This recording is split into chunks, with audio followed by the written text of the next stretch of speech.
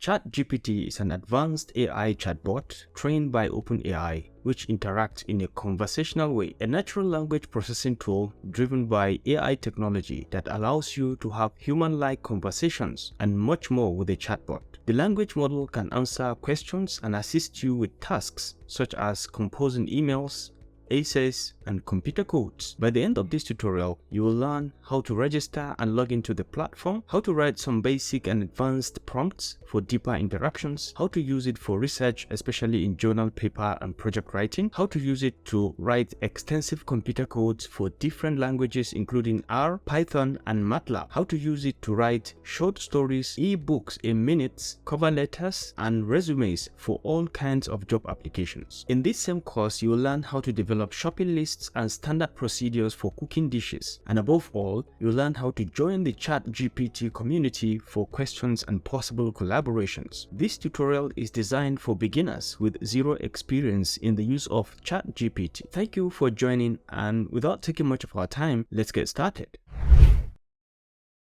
Alright, so the first thing you need to do is to come to your Google account. You just Google on your browser, type Google, and then you can come all the way here and just type OpenAI. Okay, so you can see over here, OpenAI is an artificial intelligence research and development company. Our mission is to ensure that artificial general intelligence benefits all humanity. That's a very good one. So OpenAI is the one that houses ChatGPT that we are going to talk about, and other APIs, which is application programming interface. You can see different versions, and there are different products under this OpenAI. So OpenAI is the company that houses it in the United States. So to start with, you can open here, or you can just go to openai.com, and it is going to bring you to this platform. So this is the main platform of OpenAI, and like I said, ChatGPT falls under API. So you can just come all the way to API over here. Just click on API.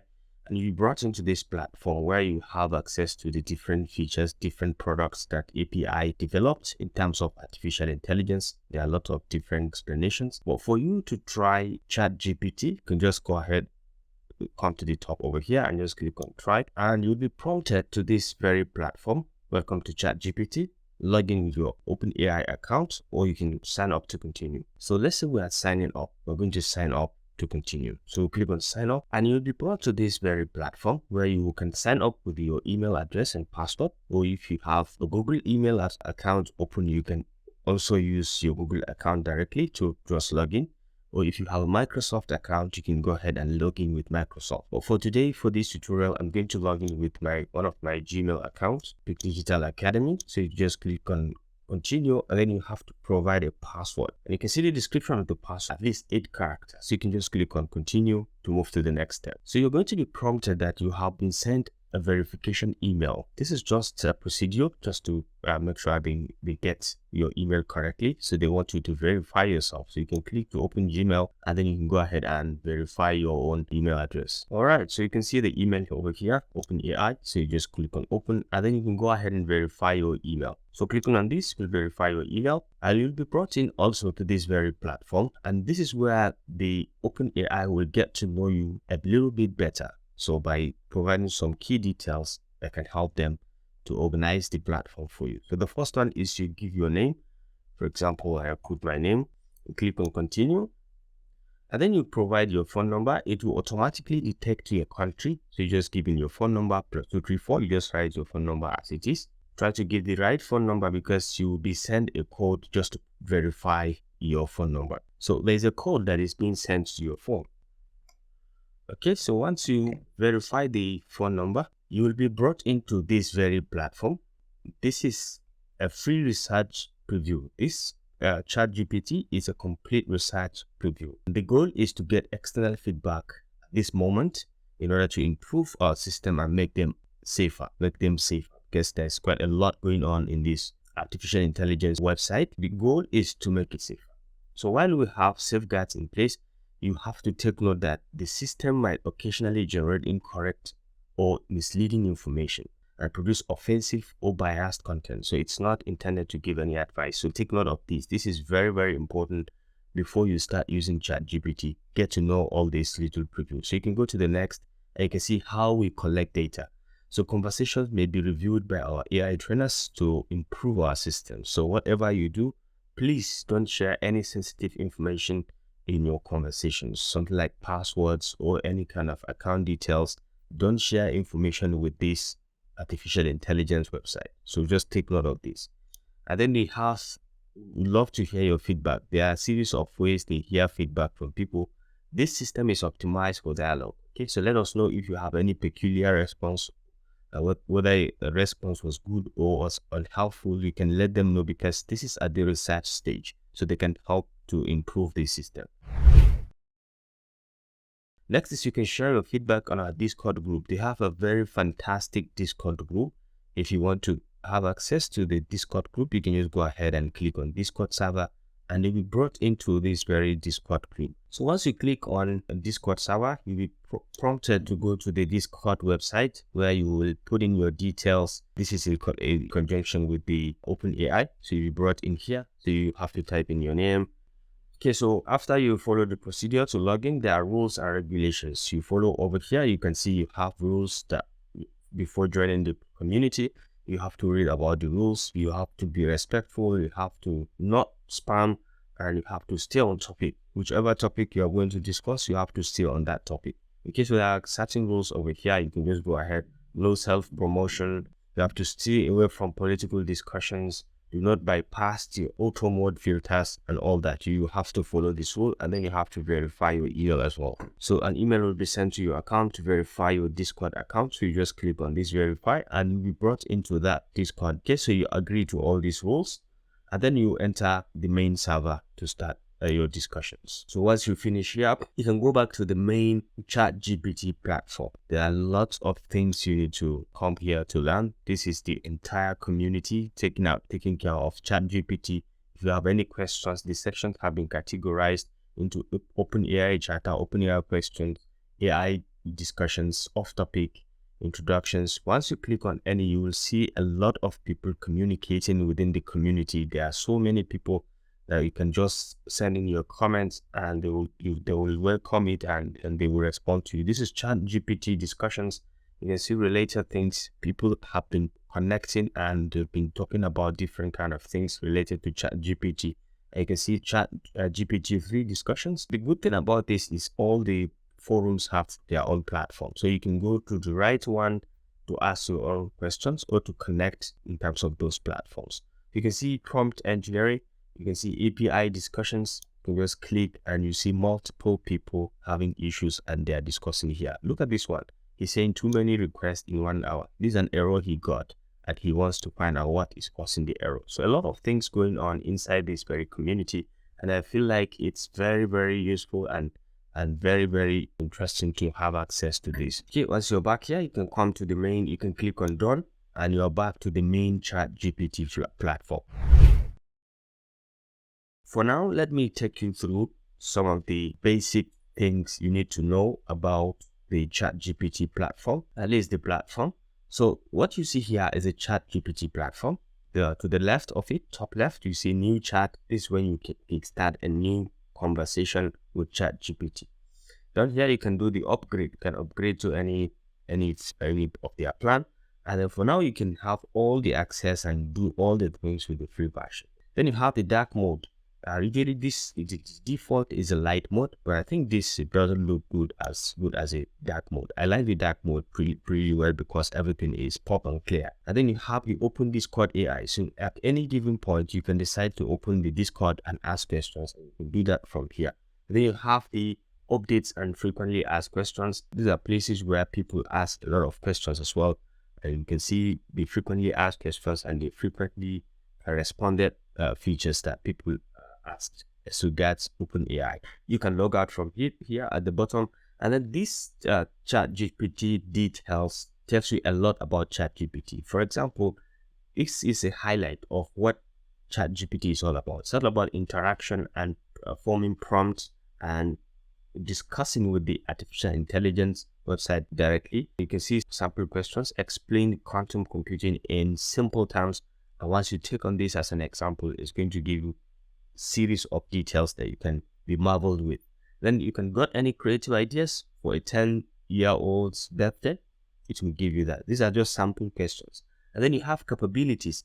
This section talks about the capabilities of what ChatGPT can do for you. It can remember what users said earlier in the conversation. So just take note of this. It remembers what you said in the earlier conversation. Once you start a conversation, be taking note that what you are saying is the AI can remember what you said in a particular conversation and allow users to provide follow-up corrections. So if in a given conversation you want to follow up corrections, you can do that with ChatGPT, and it remembers everything. It allows you to reconnect with previous conversations, and then you can go ahead.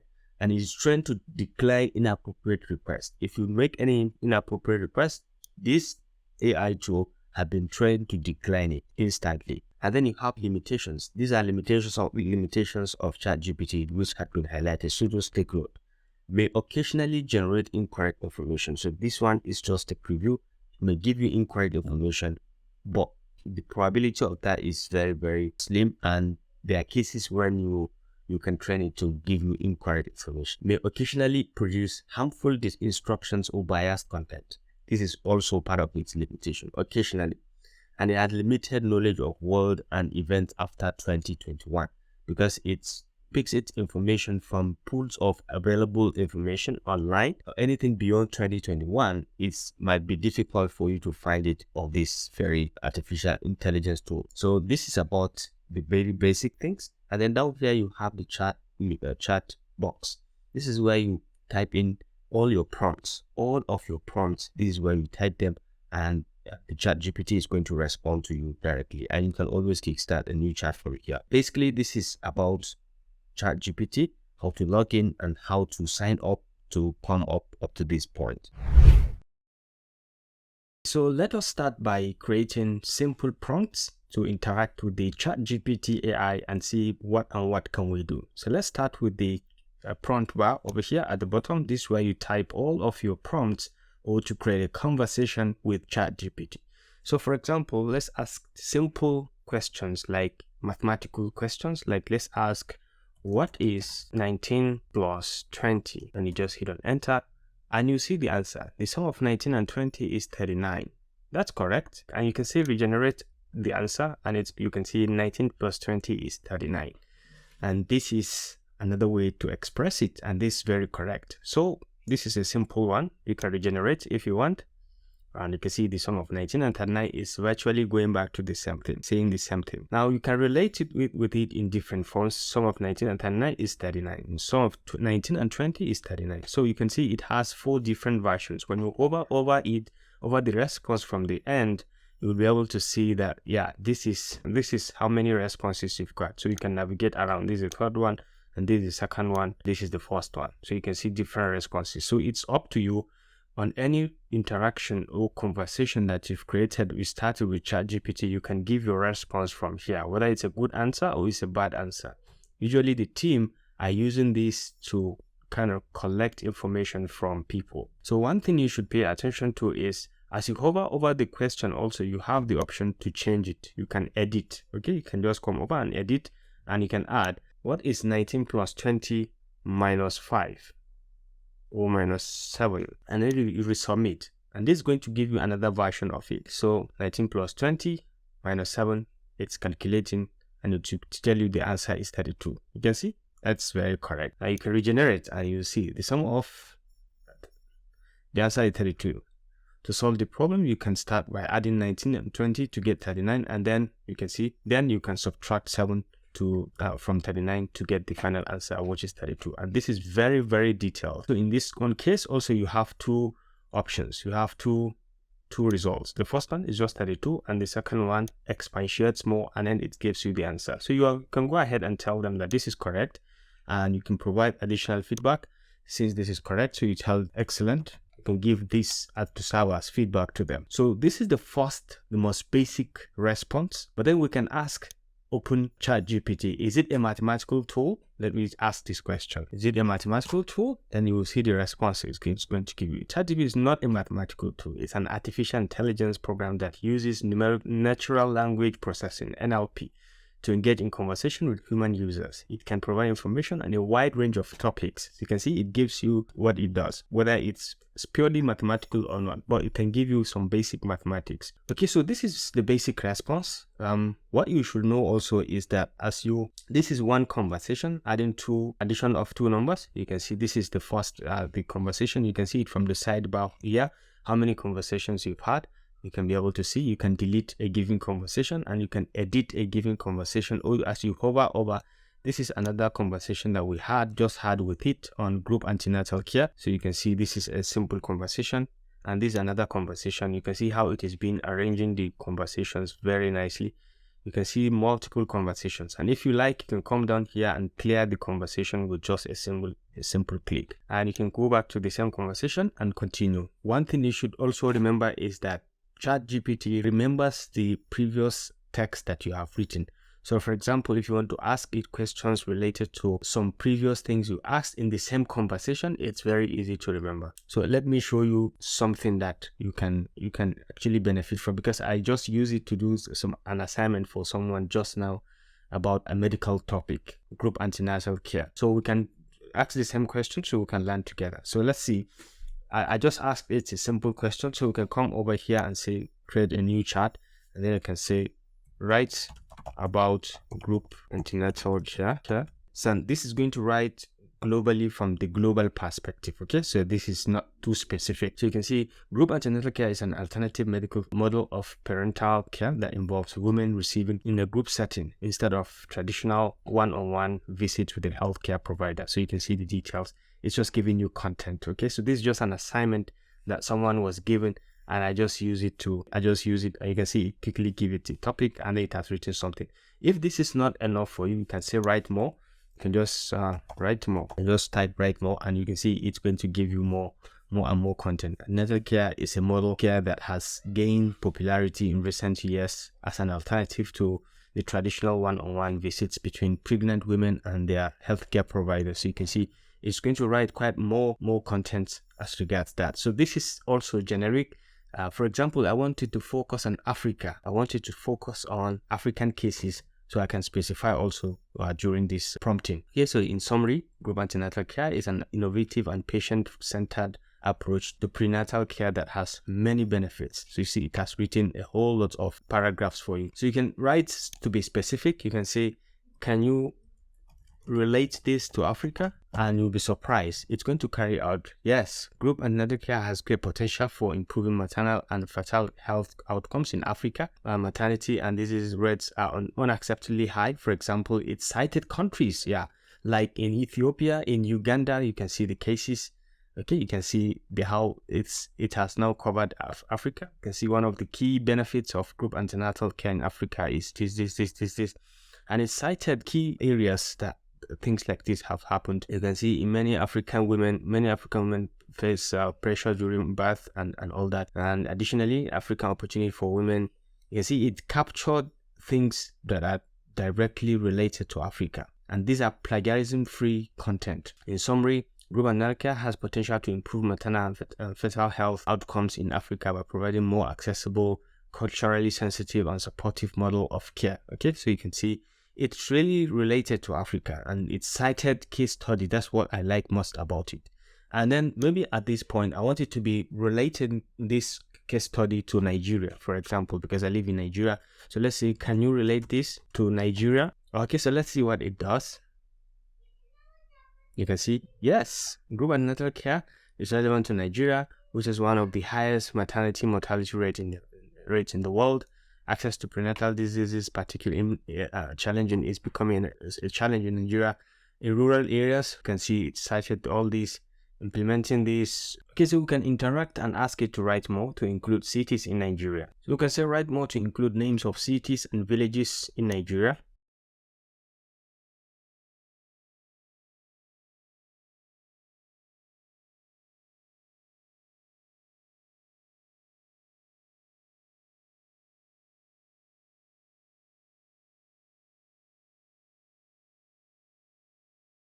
And you can see it has included cities like Ibadan, Lagos, which are major cities in the southwest. It has included Kano from northwest, Gombe from northeast, and even Ife in the southwestern part of Nigeria. So you can see it has been specific according to what I asked it to include. So these are some of the key things, and then it gives us a summary of the whole idea. So you can see how much content it has just written for us for just this very assignment. We went global, and then we centered towards Africa, and then we moved to Nigeria. And even in Nigeria, we had case studies of cities and villages and communities where some of these things are happening. Maybe what we may need at the end is just references to couple up the report so we can just submit the assignment. So we can ask it to write references.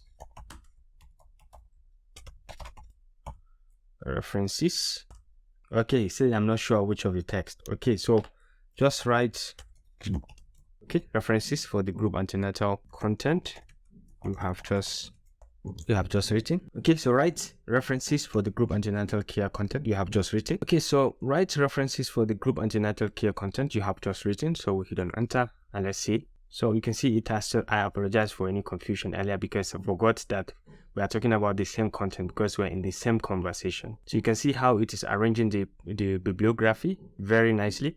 The format and everything is capturing fantastically and correctly. So if you want more references, you can say write more references, but then I want you to write references also related to Nigeria that it has used. So write more references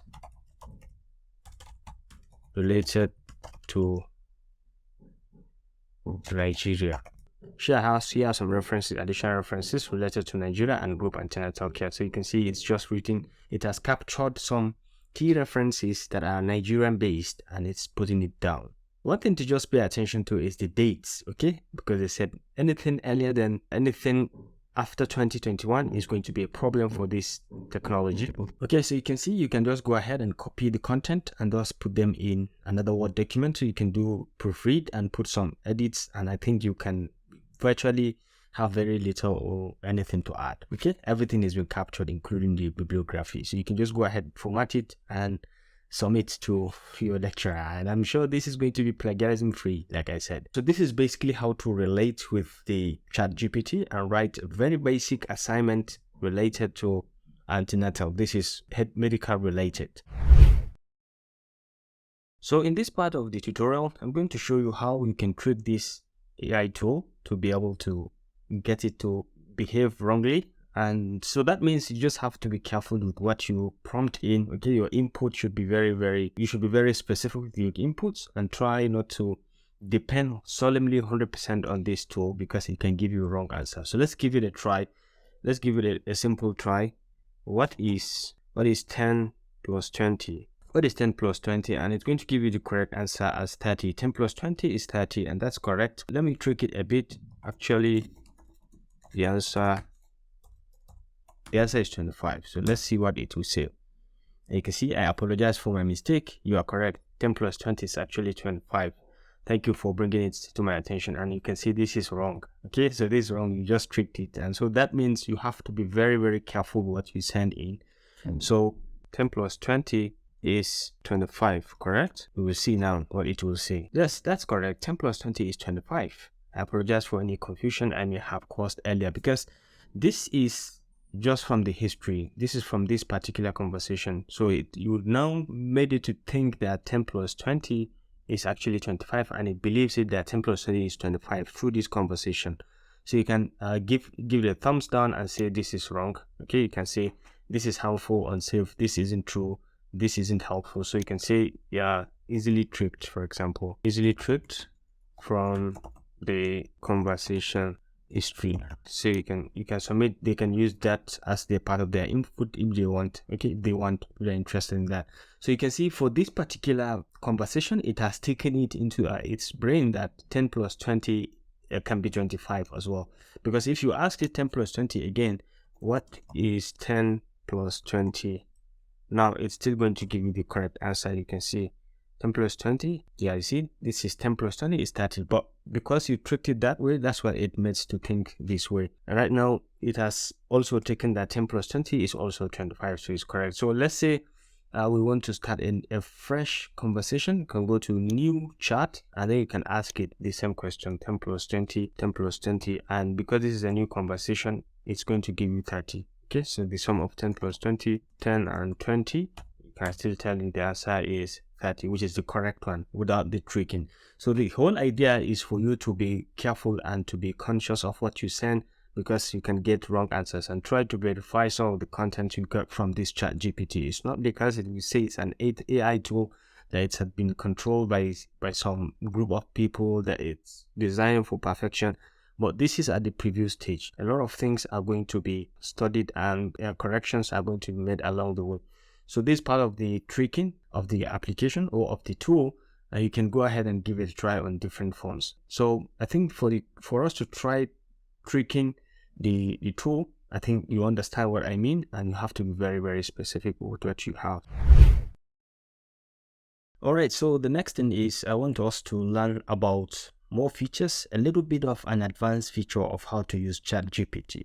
So in this case, I want us to cook something, or to provide a shopping list that we can use to cook a Nigerian dish for ourselves. Assuming we don't know how to cook a dish and we don't have an idea of the list, but we only have an idea of what we want to cook. For example, I want to cook a Nigerian dish with goat meat, but can you give me some options? Maybe let's say 10 dishes as options. So let me type in here, I want to cook a Nigerian dish with goat meat. Can you give me 10 options, 10 dishes as options?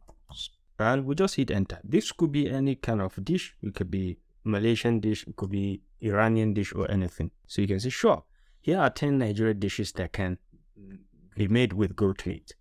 Suya, eforiro, asun, pepper soup, nkwobi, esiwu, goat meat stew, and ayamasi. Fried rice with goat meat, jollof rice with goat meat. So I think from here, I can say, let me say I've selected the last two options. I don't have to even mention that I'm selecting the fried rice and the jollof rice, and it's going to give me a list of the items that I can go to the shop and buy to prepare a Nigerian fried rice and a Nigerian jollof rice with goat meat. So let me give it this content. Can I have the shopping list? Can I have the shopping list for the last two options? And because it's still part of the same conversation, it's going to understand that the last two options are the fried rice and the jollof rice. So take a look. You say an error has occurred. So when things like this occur, you can refresh or regenerate a response, because usually it can be an internet problem or something. Okay, so let's say, can I have the shopping list for the last two options? You see, sure. Yeah, the shopping list for the last two. Fried rice. See? All right. You can see 2 cups of mixed vegetables, tablespoons of curry powder, 1 teaspoon of salt. You can see. Now this is for jollof rice. You can see all the ingredients that I'm going to need to buy to come and cook my jollof rice with goat meat. So you can see the effectiveness, and you can see how interesting this tool is. You may also want to pick up additional seasonings or spices. You can see it's giving me more options. If you want to get additional seasonings or spices, you can just ask it to provide all that, and it's going to provide for you.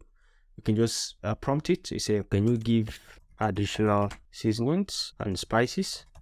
Okay, so let's see what is going to happen. Sure, here are some additional seasonings and spices, and so it's going to give you the list. For fried rice, this is it. You can see the list. In fact, I think I have never seen some of them. I've seen bay leaves, I've seen cinnamon, but the garlic powder I've seen, and then you can see other ones. For the jollof rice, you have hot pepper, ginger, or cumin. I think I've not seen this. Ginger I've seen, fresh herbs, and see so many more. You can give you other options to add. So you can go a bit advanced and tell it to give you the steps. So we can just go ahead and see what are the steps in cooking fried rice with goat meat. What are the steps? So you can see where I see it's going to give you here's a great general recipe cooking fried rice with goat meat, recipe for cooking fried rice with goat meat. So you can see them, ingredients, and then steps, instructions. Okay, so you can see the instructions.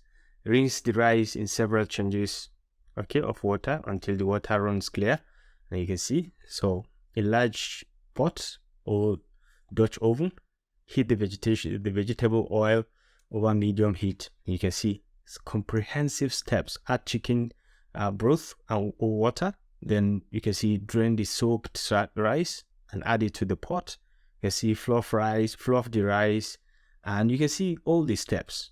You can adjust the quantity of the ingredients and the seasonings to suit your taste preferences, and feel free to add additional ingredients such as scrambled eggs, shrimps, or nuts for extra flavor and texture. You can see this is very, very comprehensive, and going by this, you can see we have written quite a lot. For someone who is a newcomer or someone who is not even into cooking, can learn about the different dishes that there are in Nigeria. Learn the shopping list that is going to buy, and what are the key lists or the key ingredients that make up these two choices. And you can go ahead and probe more for other spices, and then get the exact steps that you follow to cook that particular meal that you are targeting. So this is the power of AI. This is the power of ChatGPT. I think it's a very, very wonderful and fantastic development in technology that everyone should embrace. So I think that does it for cooking lists, shopping and cooking in using ChatGPT. So the next thing is I'm going to show you how to use ChatGPT to generate codes or to MATLAB codes for some of your processes or some mathematical expressions or some formulas in civil engineering or in any kind of engineering. You can start from the generic point of view, then we can be very specific with some programs, that some targeted functions or some targeted problems that you can use to generate the problem for us. But the background or the key thing is this ChatGPT can write computer codes for you, whether it is C++ or C language or Python, or you can go as far as MATLAB, and it's going to give you fantastic codes that you can easily apply depending on your case study. So let's say we ask a simple question. Write a code that plots temperature and wind speed. Write a code that plots temperature and wind speed. Write a code that plots temperature and wind speed. So let's see how it's going to handle this. Okay, so here's an example in Python. So he chooses Python in this case. This is the input. Okay, so this is just a sample data you can replace with your data. This is temperature, and this is the wind sample data, and then you can see the plot. It's going to give you the plot, the code for the plotting. You see plot temperature with this level, plot wind with this level, and then you set the axis. Okay, so these are the axes, and then it gives you an example. After show the plot, tells you about the plot or about the code. Okay, you can adjust the sample data to fit your specific needs. Okay, or replace it with your own data. So you can place it to fit in your code, or you can replace it depending on what kind of data you have. You can just copy the code by coming here and just clicking on copy the code, and you see the code has been copied. You can go to your Python and then paste this, and you run, and you can see your results. So you can replace easily with any number or ascribe it to any case study. This is simple because this is just like generic, and this is the beginning. Let's go a little bit more specific, and this time around civil engineering with specifics in spillway design. So let's ask it another question. Can you write a MATLAB code for computing discharge over an OG spillway? See, can you write a MATLAB code for computing discharge over an OG spillway? So let's hear what it's going to say. Sure. Here is an example of MATLAB code for computing the discharge over an OG spillway. So it gives you the inputs. Okay, these are user inputs. So you can see the length, the height, and some coefficients of discharge. These are just basics. And then gravity and acceleration due to gravity, these are constants they give you.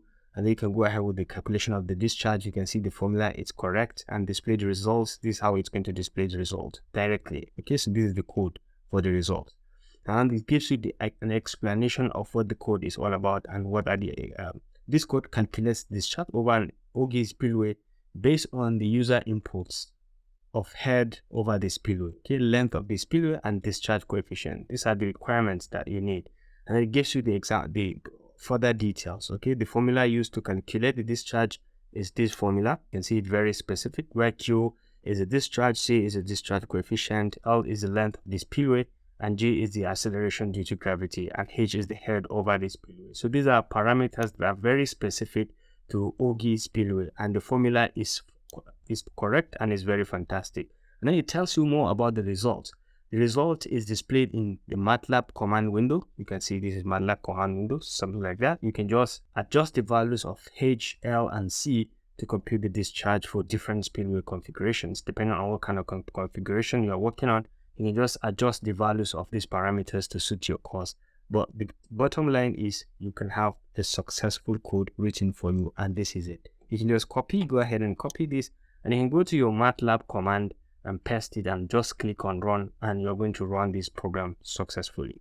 So this is the second step, and it's a bit advanced, but let's go to a bit more advanced and much more specific question also. So the third question that we'll ask for this very conversation is, can you write a MATLAB code to compute stresses in a reinforced concrete water tank design? Can you write a MATLAB code to compute stresses in a reinforced concrete water tank design? So let's hear about this. What kind of parameters should we target? What kind of formula?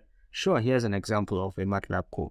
So you have the user inputs, the head. These are those assumed inputs. The head, the radius of the tank, the design pressure, and compressive strength, yield strength, and covered to the reinforcement diameter of the steel cover. It just suggested all this, and you can see the constants, basic constants that you need, and then you can see the calculation of the stresses.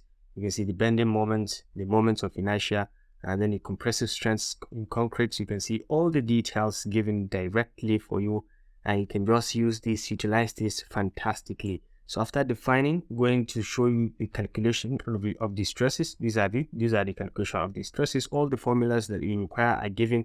The sigma values and the tau values are all given in the expressions, and you can see display the results. These are the results, the code to display these specific results that you're just targeting.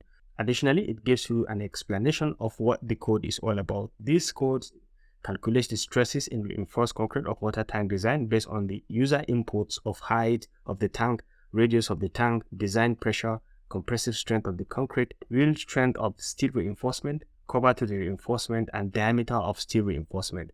So these are key parameters that are required, necessary to compute the stresses in this kind of reinforced concrete water tank design. So the codes assume a value of acceleration due to gravity of this it has given you, and a unit weight of concrete to go with this amount, which is correct. So this formula, the formula used to calculate the stresses, are based on the principle of mechanics of materials. The bending moments of inertia, and the compressive strength in the concrete are used to calculate the strength in steel reinforcement, which is then used to calculate the tensile stresses. You can see the results are displayed in MATLAB command. This is just an explanation, further explanation of the results, and they are displayed in MATLAB command, and you can easily copy all that and go to your MATLAB and just paste and run, and you're going to have successful results. You just got to come over here to the top and just copy the code, go to your MATLAB command, and just paste it. Okay, so you can see it's been successfully written. So ChatGPT is equipped and is really fantastic when it comes to code generation or code writing,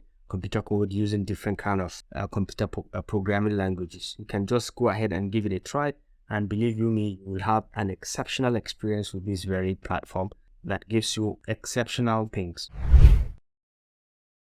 Okay, so the next thing is we're going to consider error message in ChatGPT. Sometimes you may have some error messages. Sometimes when your internet network is bad and your request cannot be processed, or sometimes when there are too many people online, too many prompts in the system, you can have some error messages. For example, let's say write an essay about sustainability, and we can hit on enter, and you can see we got this error message. Either the engine you requested does not exist, or there was another issue processing your request. So if this issue persists, please contact us through our help center at help.openai.com. Okay, so this is one of the errors. You can easily check your internet quality. That's the first one. Check your internet service. If it is okay, you can always request for more, regenerate the response. Maybe you regenerate it and you can see, and you happen to see the same thing. And in some cases, another thing that may happen is that maybe you wrote something that is harmful to the system and quickly reject it, because it's something,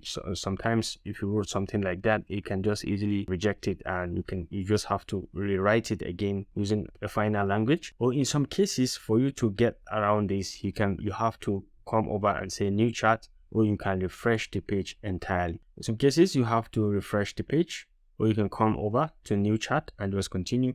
Well, in most cases, when you refresh the page, it used to be okay. Or you can just refresh and restart again. Or if you have saved something, you can just come over here. If you're working on something and that happens, you can always find the history over here. Once it generated something, it's always saving for you automatically. Okay, so you can find it also from here. from the sidebars over here. Another way you can do it to manage such errors is you can just log off. Okay, you can just log out and log in again. And I think that helps a lot. You can just log out and you can log in again using your login details that you've provided to it, the username and the password, and just provide it. Okay, so you can re-log in and you will have access to the same feature, because sometimes in some cases people are trying to access the system and do a lot of research and other things with it. So you can use the re-logging in as an option to get back to the ChatGPT and continue from where you stop. So basically, this is how to manage error message, refresh the page, restart, or create a new chat in cases when you have to create a new chat, or log out and re-log in again. We are using the same feature. Okay, so the next thing is we're going to look at how to write short stories using ChatGPT. So to write short stories, you can be very specific. You can say, write a short story about plants and animals, and you wait and see the magic. Okay, write a short story about plants and animals. You can see, once upon a time in a dense forest lived a group of plants and animals, and then you can see one day a sheer storm hit the forest, and you can see, very nice story. The plants, grateful for the animals' help, offered them a gift. You can see, very fantastic. From that day on, the story continues. You can see with the animals. Years went by and the forest flourished into a lush. So you can see this is very, very nice story in forests using animals and plants. Now, one thing you can pay attention to, one trick that you can use that I have used, that I have found this software exceptionally interesting and relating with people, is you can relate with this and make it, you can say, write this story but in a formal way. Okay, you can see, just go and see. Okay, in a dense forest lives a community of plants and animals. The plants, stationary in their positions, furnished sustenance and refuge in the animals.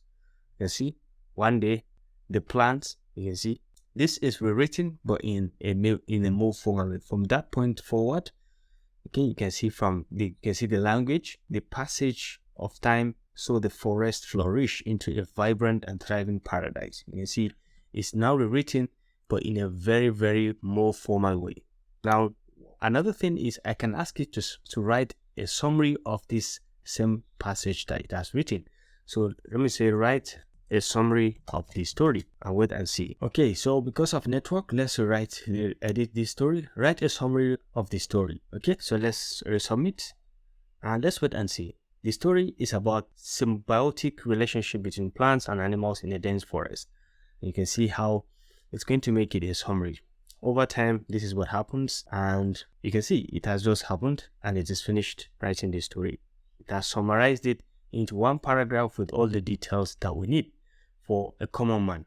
Now, this is the summary of this, but then we can make it more advanced to give specific number of characters that we wanted to summarize the entire story, this very story, into it. So let's say summarize. Can you summarize this story in, let's say, 50 words? Can you summarize the story in 50 words? This is to show you how advanced this ChatGPT has gone, and it will surprise you with that 50 words is. Let's see. A community of plants and animals live in a dense forest and form a symbiotic relationship. Now look at it. 50 words. Perfect. So this is one of the power of this AI tool when it comes to text, or even summary writing, or even story writing, or generally essay writing. So you can see what we have written, and you can see how far we have gone in terms of writing stories, and the communication, the relationship we created with the AI as regards our specifics of what we need as regards this story. Okay, so the next thing is I'm going to show you how to use ChatGPT to write an ebook, complete ebook from scratch without any plagiarism. So let's go to the new chat and we'll start writing an ebook. Assuming we don't even know what you are going to write about, you just have an idea of the topic that you want to write about. For example, let's say internet marketing. We want to write a book about internet marketing using Facebook. So let's say we don't have an idea about topic, we don't have an idea about the outline, and we don't have the idea about the different chapters that we're going to cover. So let's try ChatGPT and see how far can we go in writing an ebook that has to do with internet marketing using Facebook. Okay, so let's say, let's talk about the titles first. Okay, can you give me 10 titles of an ebook in focusing on internet marketing using Facebook? Can you give me 10 titles of an ebook focusing on internet marketing using Facebook? Okay, so let's ask it and let's hear the response. 10 titles, and from those titles we'll select the ones that we want. Sure, here are 10 possible titles for an ebook on internet marketing using Facebook. So the first one is Facebook Marketing Blueprint, a step-by-step guide to growing your business online. You see, maximize your reach, the power of Facebook advertising for small businesses. The Facebook Marketing Handbook, a comprehensive guide for promoting your brand on social media. You see, from likes to leads, how to drive sales and conversation with Facebook marketing. The Facebook Marketing Playbook. I think these are fantastic topics, titles that we can easily select and write complete book about. Okay, the Facebook Marketing Guide for Beginners, everything you need to know to get started. Facebook Marketing Mastery, proven techniques for driving traffic and generating leads and boosting your online sales. Okay, the ultimate guide to Facebook marketing, how to build a strong online presence and connect with your target audience. Okay, and the 10th one is Facebook Advertising Simplified, a no-nonsense approach to promoting your business and growing your online presence. So these are 10 topics that ChatGPT has submitted to us. Now let's say we want the first one, or take the last topic, which is Facebook Advertising Simplified, a no-nonsense approach. I like the number 10. So we can just ask it to give us, can we have an outline in title number 10? Okay, so can we give an outline of the last option? So let's see. Sure, here's a possible outline for the book, for the ebook, Facebook Advertising Simplified, a no-nonsense approach to promoting your business and growing your online presence. So you can see it has automatically known we are talking about Facebook Advertising Simplified because we put number 10. You can see the introduction. Okay, these are introduction, explanation of the importance of Facebook advertising, overview of what will be covered, setting up a Facebook business page, step-by-step instructions for creating a Facebook business page. You can see the different steps, okay, different overview. You can see even the conclusion part that has given us the summary of key takeaways from the book and the final thoughts and next steps for growing your online presence in this. And then we can go ahead and say, can you give us 10 chapters on this? 10 chapters on this topic. So let's wait and see. Certainly here are 10 chapters on Facebook Advertising Simplified. You see, it's so on point. So you can give you the chapters: introduction, setting up a Facebook business page, understanding Facebook ads, creating a Facebook ad campaign, step by step, optimizing your Facebook ads, and then tracking and measuring your Facebook ad campaigns. You see, all the 10 chapters that you have requested have been given to you directly using this very, very fantastic AI. So it has given you the description. These chapters cover the key concepts, strategies, tactics involved in Facebook advertising, from creating a strong online presence and understanding the different types of Facebook ads to optimizing campaigns, tracking results, and scaling your efforts over time. By the end of the book, this is a summary. By the end of the book, readers should have a clear understanding of how to use Facebook advertising to grow their business and reach their target audience. I think this is superb and fantastic because it uses the language, it uses the technical words, and it comprehensively tells us exactly what you are looking for. Now we can go ahead and say, can you write the introduction? Write the first chapter, introduction. Write first chapter, which is introduction, and it will know we are talking about introduction. So hit on enter, and chapter 1, introduction, Facebook advertising, why it matters for business. So you can see with over 2.8 billion monthly active users, Facebook is one of the largest and most widely used social media platform in the world. As a business owner, you can see the different types. Okay, so it's now giving you content on chapter 1. You can see now we are moving to exceptional content in the book we are just writing. So no need for you to hire anybody. You can write, and this is plagiarism free, error free. Even you can see it has checked everything. The grammar is fantastically connected, and all the content, all you need is just to tell it specifically what you want, and it's going to write it for you. And you can see now it's giving us content directly. So look at what it has written in the introduction. You can see it has given us this much. If you want, you can ask it to write more content. You can see write more content, and it will still continue. Sure, here's an additional content in chapter 1. Okay, we're still talking about chapter 1, and it's the power of Facebook advertising. So it will give you more and more content as you wish. Okay, depending on how many pages you are targeting in your book, how big do you want it to be, you can ask it to keep writing, write more. The only thing you need is just to copy it and paste it on your Word document, and then try to format it accordingly to fit in your content. You can just go ahead and provide the cover page and all that, and other specific preliminary pages like the dedication, the cover page, just to meet up with the formats. So you can see even it gives you a conclusion. In this chapter, we'll cover this much, and you can see now you are certain. If you are certain with what you have and you like what it generates, you can go ahead and copy and paste it as of chapter 1. And if you don't want, you want it to add more, you can say add more, but be very specific with this. Okay, you can just add if you specify the areas that you want to talk about. So now let's go back to chapter 2. Chapter 2 is, okay, let's see where is chapter 2. So chapter 2 is setting up a Facebook page. So let's ask it to write content on chapter 2. Write content on chapter 2. Okay, so this is it. Chapter 2, understanding Facebook ads platform and targeting options. So you can see it's just going to give you directly. These are the content for chapter 2. So you just follow targeting options on Facebook, setting up a Facebook advertising account. So these are the steps. Demographic information. You see these are steps. Behaviors, interests, custom audiences. These are targets, lookalike audiences.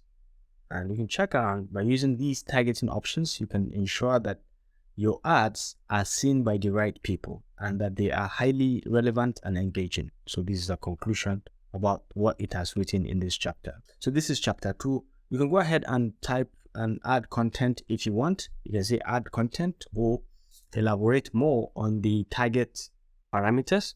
You can say write more on the targeting options. For example, targeting options, write more on the targeting options, and you'll be surprised it's going to write more. Sure, here's an additional information on Facebook targeting options, demographics, and it's going to give you more detail about the option called demographic information. You can see it has given you more.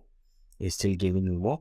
Interest, now it's going to take them one by one and give you more details on what you need. So you can see it has given you more detail on interest. And then behavior, you can see it's now writing and telling you more about the behaviors of people, and custom audiences, and you can see how much information it's giving you. So you can see you can do virtually anything with this. Just know how to go around about the specifics. Looking at audiences, you can see just know how to search and how to relate with the platform, and I assure you, you will get all what you need.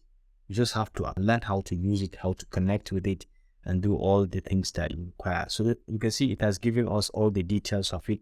Look at what it has added: demographics, interest, behavior, custom audiences, lookalike audiences, and many more. Gives us another conclusion at the end.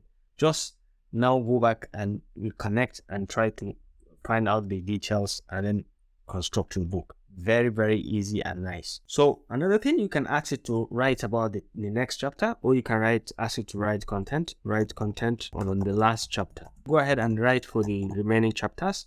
Just ask it write content on the last chapter and look at what it will give you. Chapter 10 is measuring and optimizing your Facebook ad campaigns. You can see it gives you the exact details, and it connects easily because we are in the same conversation, we are in the same prompt.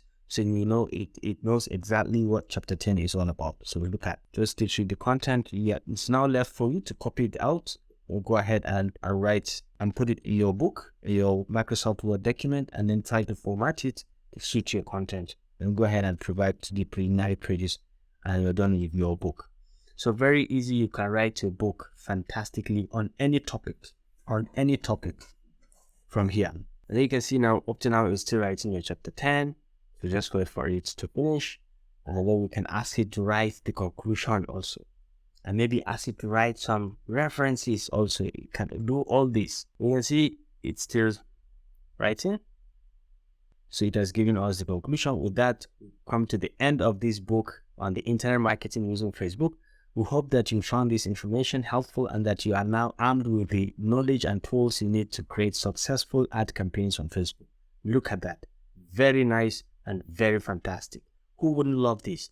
Now, let me ask you to write a fantastic conclusion for the entire book, a general conclusion for the book. So let's see what it's going to write. So conclusion. In this book, you explore the world of internet marketing using Facebook and providing you with information and tools you need to create successful ad campaigns on this powerful platform.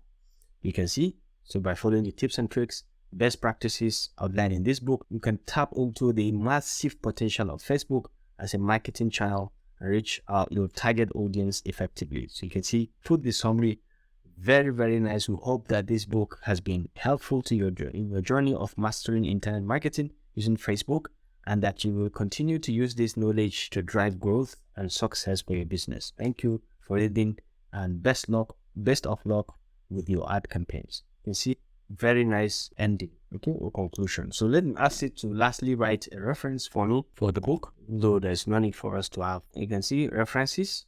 Okay, Facebook Ad Chapter Help, Ads Help Center. You can see 2022. It picked it 2022. It shoot from this website. Facebook for Business 2022. Wow, I'm surprised. It's giving us latest references. Okay, it shoot from this website. Retrieve from this website 2022. Social Media Examiner 2022.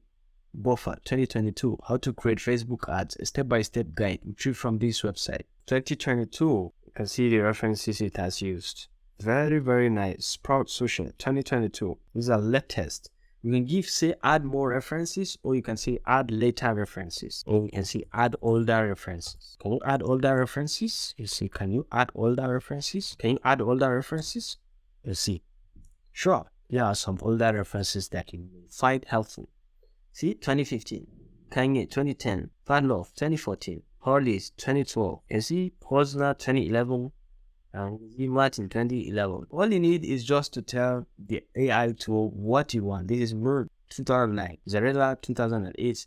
These are books. These books were published before the knowledge of cutoff of 2021, and they contain information that is no longer accurate or relevant. We understand. Yes, we are just so grateful for this.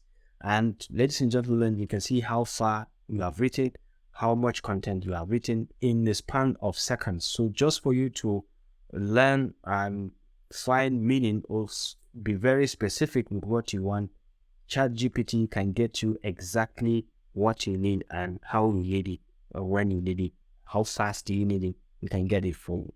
So this is a bit about how to use ChatGPT to write a complete book on any topic of your choice.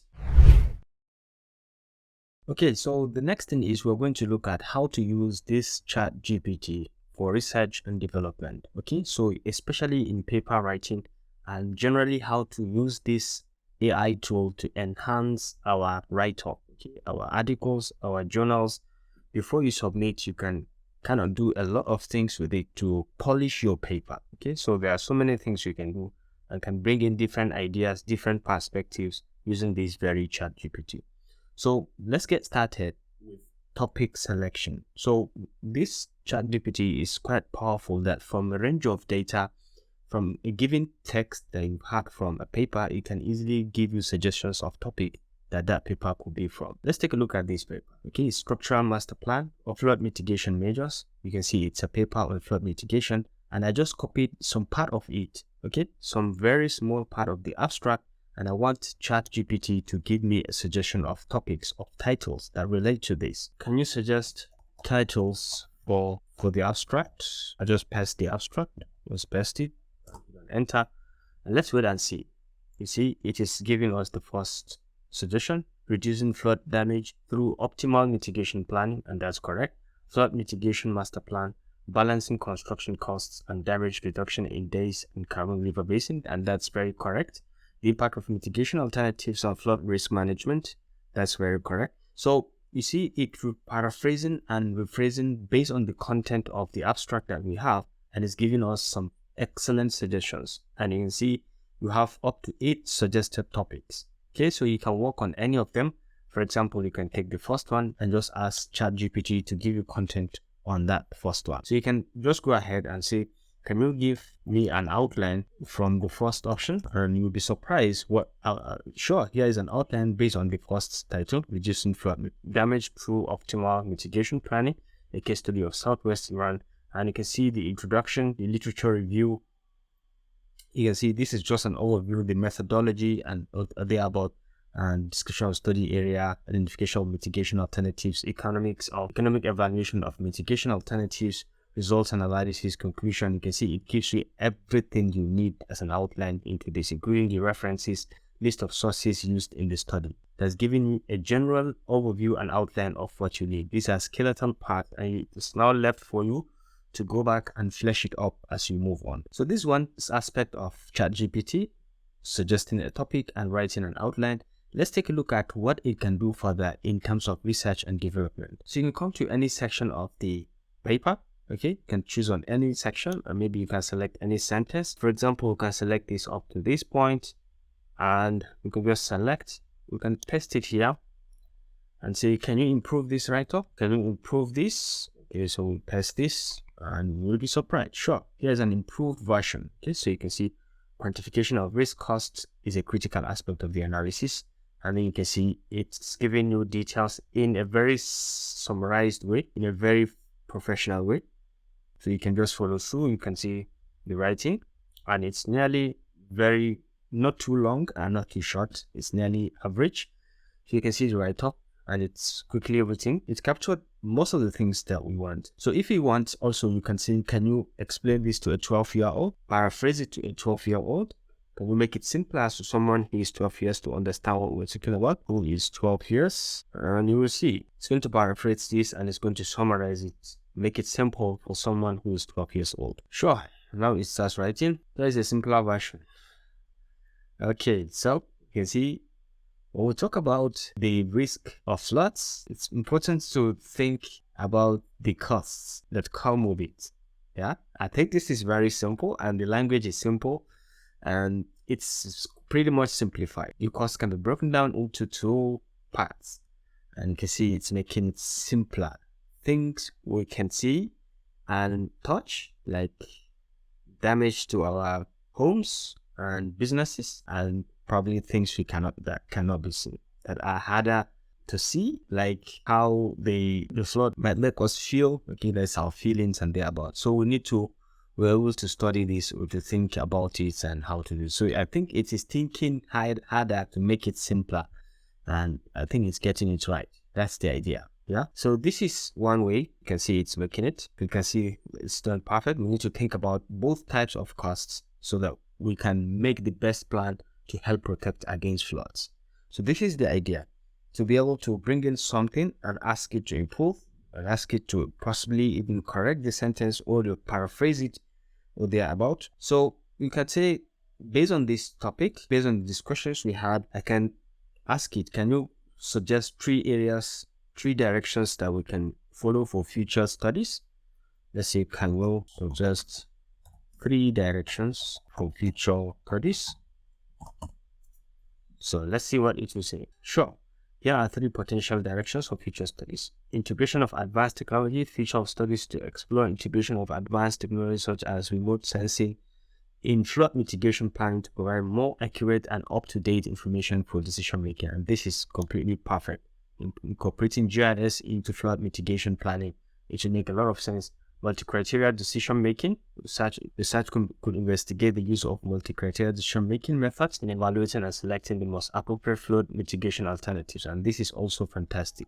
You can look at the long-term sustainability. The future studies could explain the long-term sustainability of flood mitigation resources and their effectiveness in reducing flood risks over time. So this is very, very clear and straight to the point. Based on these conversations that we've been having through this prompt, it gives us 3 good future recommendations. We can ask it to tell us something about, maybe to generate something like, based on the conversations that we had, based on what you can see, how can we expose this research outside to make it, maybe can you generate 3 tweets that we can put on our social media to tell people about this research. So can you suggest 3 tweets for this research? So let's see what it will say. Here are 3 tweets summarizing the research. New study shows how optimal flood mitigation planning can reduce damages in southwest Iran. Learn more about balancing construction costs and the expected values. I think this is pretty much interesting, and it has even included some hashtags. You can see it has included some hashtags which are very, very useful. It can be very useful in terms of SEO or thereabout. You can see flood risk and economic evaluation, hashtag intangible costs. You can see intangible costs. You can see very, very nice suggestions for tweets. Okay, so you can tweet this and tell people about this research, and it has summarized it in a very friendly and nice way. So to me, the ChatGPT can be very, very effective, especially maybe based on this. You can ask it, can you suggest some research questions? Very, very friendly. It can give you an idea into how to be very, very specific to bring it your own research questions. So let's ask it this question. Can you suggest some research questions based on this? Let's hear from this wonderful AI tool. Sure, here are some potential research questions based on the described research topic above. What is the optimal flood mitigation master plan for this town? Yeah, this is nice. How does the economic evaluation of the different flood mitigation alternatives impact the selection of the optimal plan? Okay, how does this risk analysis determine the size of the selected mitigation alternatives in this location? What are the tangible and intangible costs of flood events in this location? Okay, so I think these are very, very thought-provoking questions that you can use to kickstart your research questions and even to generate hypotheses. You can generate hypotheses from these to help you in your research as well.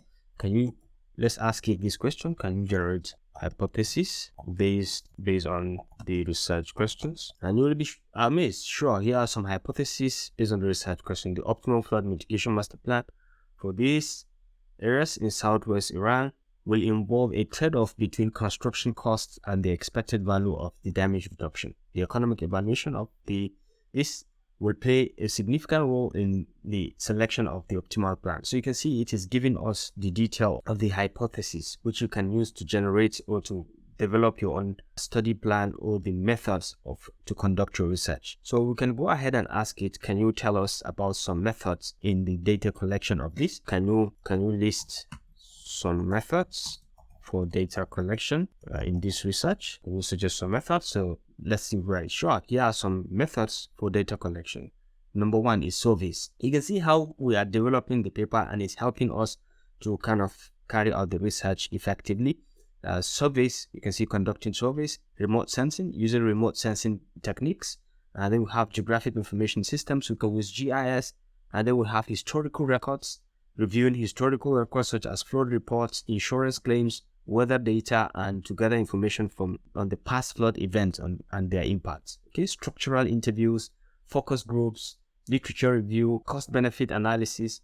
You have a number of them. So this is superb and it's exceptional. It can help you to kickstart an idea into what you want to do in this particular research. You can see we just picked a random topic, a random abstract, and it's helping us to develop the topic further, to make it wider, and to get us to what exactly we want to cover. I think this is very, very nice and interesting, and we can dig further to do many more things. So you can ask different questions depending on the area of your research or the niche you are working on. So you can ask generic questions like that has to do with methodology, like how can I carry out lab work?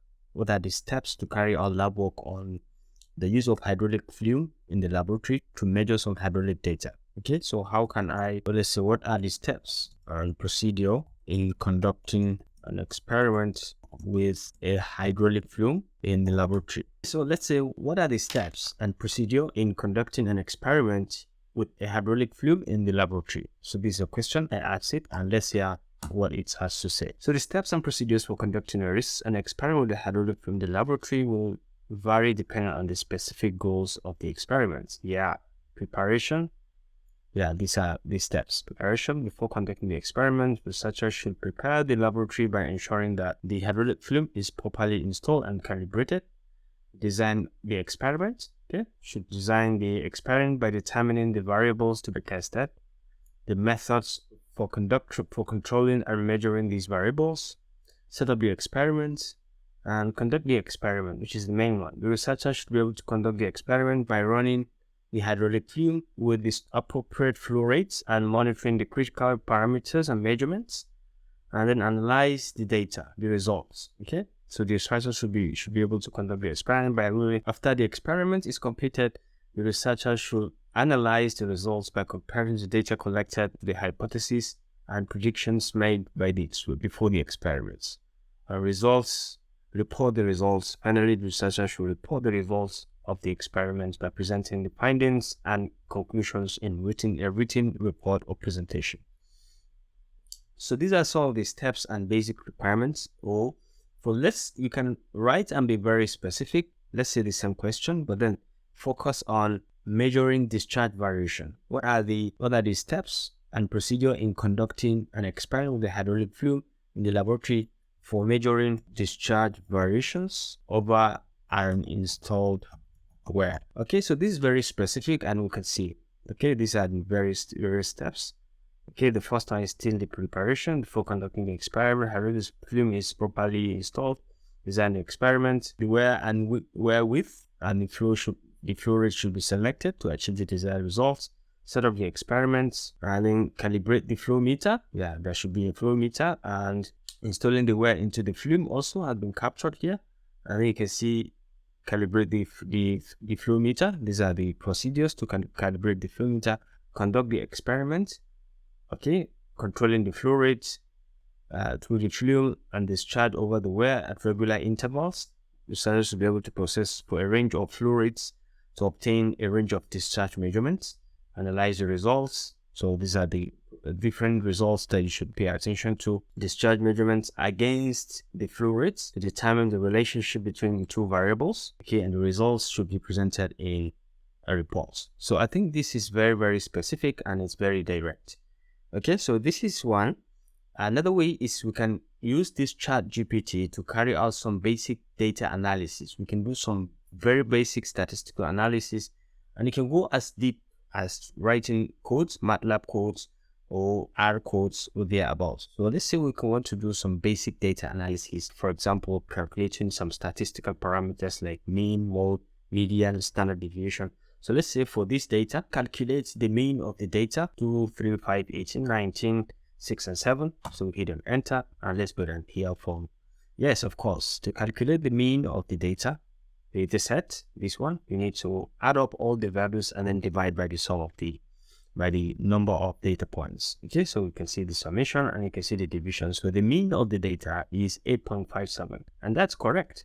So you can regenerate this, you can give you another version, but then I want you to calculate the median. In this case, you can see the median of the data. So you can hit on enter, and you can see of this data, or you can just go ahead because it's already aware of this data. You can say calculate the median. Yes, I can calculate the median of the data. So you can see it is generating the median. We have 7 values, and the median of the 7 value is 6, and that's correct because you have to rearrange them in ascending or descending order, like he said. Okay, in ascending or descending order, and then pick the middle number. So you can say, can you calculate the standard deviation? Let's calculate the standard deviation, and it automatically know the data we are talking about, and it's going to go ahead and calculate the standard deviation first by telling us what standard deviation is, and then how we can calculate it. Here's the calculation for this set of data, and it has given us these steps. Find the mean. We find the mean, and I'll subtract the mean from each data point to find the deviation, and then this is what it does. We find the deviation, and then square each deviation, and then this is the square, and then find the average of the squared deviations. You can see the average, and we have the answer to be 42.18, and then take square root of the average to find the standard deviation, and then the standard deviation is 6.50. So the answer for this set of data is 6.50. As you can see, it gives us the detailed overview of the steps required to attain or to calculate the standard deviation, and this is very, very correct and fantastic. So we can even go on for that to ask it to calculate the variance, and it will just go ahead and calculate the variance. So to calculate the variance, it tells us what the variance is, and then go ahead for this set of data. You can go ahead and tell us here is the calculation for the variance of this set of data, You can see find the mean. Yeah, go ahead to find the mean. Subtract the mean from each data point. Take the deviations. You can see the deviation. This is the formula, data point minus mean, and then this is the square each deviation. You can see. You can go ahead and say find the average of the square deviation, just like we have in the other one. So you can see the fourth procedure is so the variance of the data for this set is 42.18. So this is the variance, and it has given us the various steps. So whatever statistical data you want to calculate, you can easily do that with this. And this AI tool can give you the report or the data just like it has shown based on the procedures. You can go ahead and use it on your own data also. So you can debug codes also. You can debug a code. If you have a computer code, you can write computer codes for you, and it can debug the code in cases if you write the code wrongly, it can detect where you wrote it wrongly and it will give you the correction. So let's try to write some code using this to solve some research question. For example, in terms of statistics, can you calculate the weight of two cylindrical tanks and tell if they are significantly different in R? Okay, so can you calculate the weight of two cylindrical tanks and tell if they are significantly different in R? So I'm asking it to use R and then write the code for me. So let's hear what it will say. To calculate the weight of two cylindrical tanks, you need to know the dimensions of each tank. Okay, so let it give us from the generic point of view. Assuming this is the formula for weight, and where R is the radius, determine the weight of the two cylindrical tanks can give us the t-test. So you can see usually 0.05 is the p-value, and it's important that you need to have enough data points to perform the t-test. Okay, so let's say we can regenerate this. Okay, so let's say this is generic. Can you assume some data and then go ahead and plot and write the code? Can you assume some of the parameters and write the code in R? So let's see how it has to say. Sure, let's assume the following parameters. Okay, tank 1, the radius 1 and height 2, density 800 and tank 2 with this much data.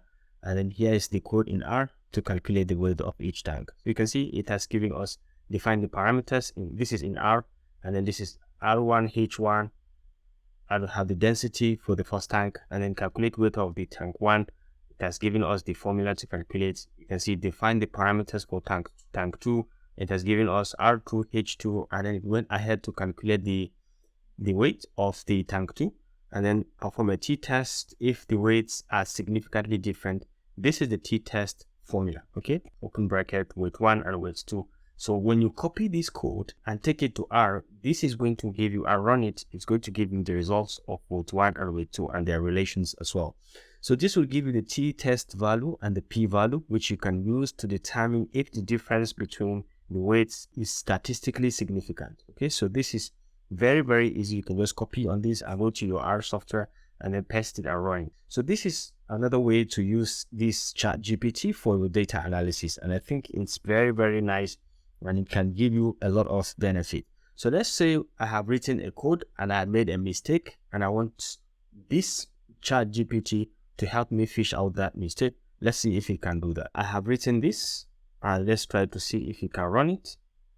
Plot X and Z. I know that my parameters are X. I define my X, I define my Y, and then I ask it to plot X and Z. There's no Z in the function, so I just ask it to plot. So let's see whether it will plot or not. You see, now it just told me the plot you provided contains a mistake. In the line plot X, Z, the variable Z is not identified, it's not defined. So to plot Y variable, which is defined, Y is this, we should use plot X and Y instead. Here is the correct code. So you can see it has corrected the code and given me the correct one. So plot X and Y. So this code will generate a plot of the Y variable against the X variable, which represent a parabolic function. So this is the beauty of ChatGPT. It quickly debug and tell me that this function I have written is wrong, and this is the correct one, and how I can write it, and this is what I should anticipate as part of the results. So ladies and gentlemen, this is my perspective about ChatGPT, how to use it for research and development. It all depends on how you interact with it, what kind of functions or what kind of details are you looking out for. It can help you to do a lot of things. But in my own case, based on my understanding, you can use this wonderful website to rewrite your awkward passages. You can use it to make suggestions. You can use it for scientific communications. You can use it to make different kind of predictions, even recommendations in your articles.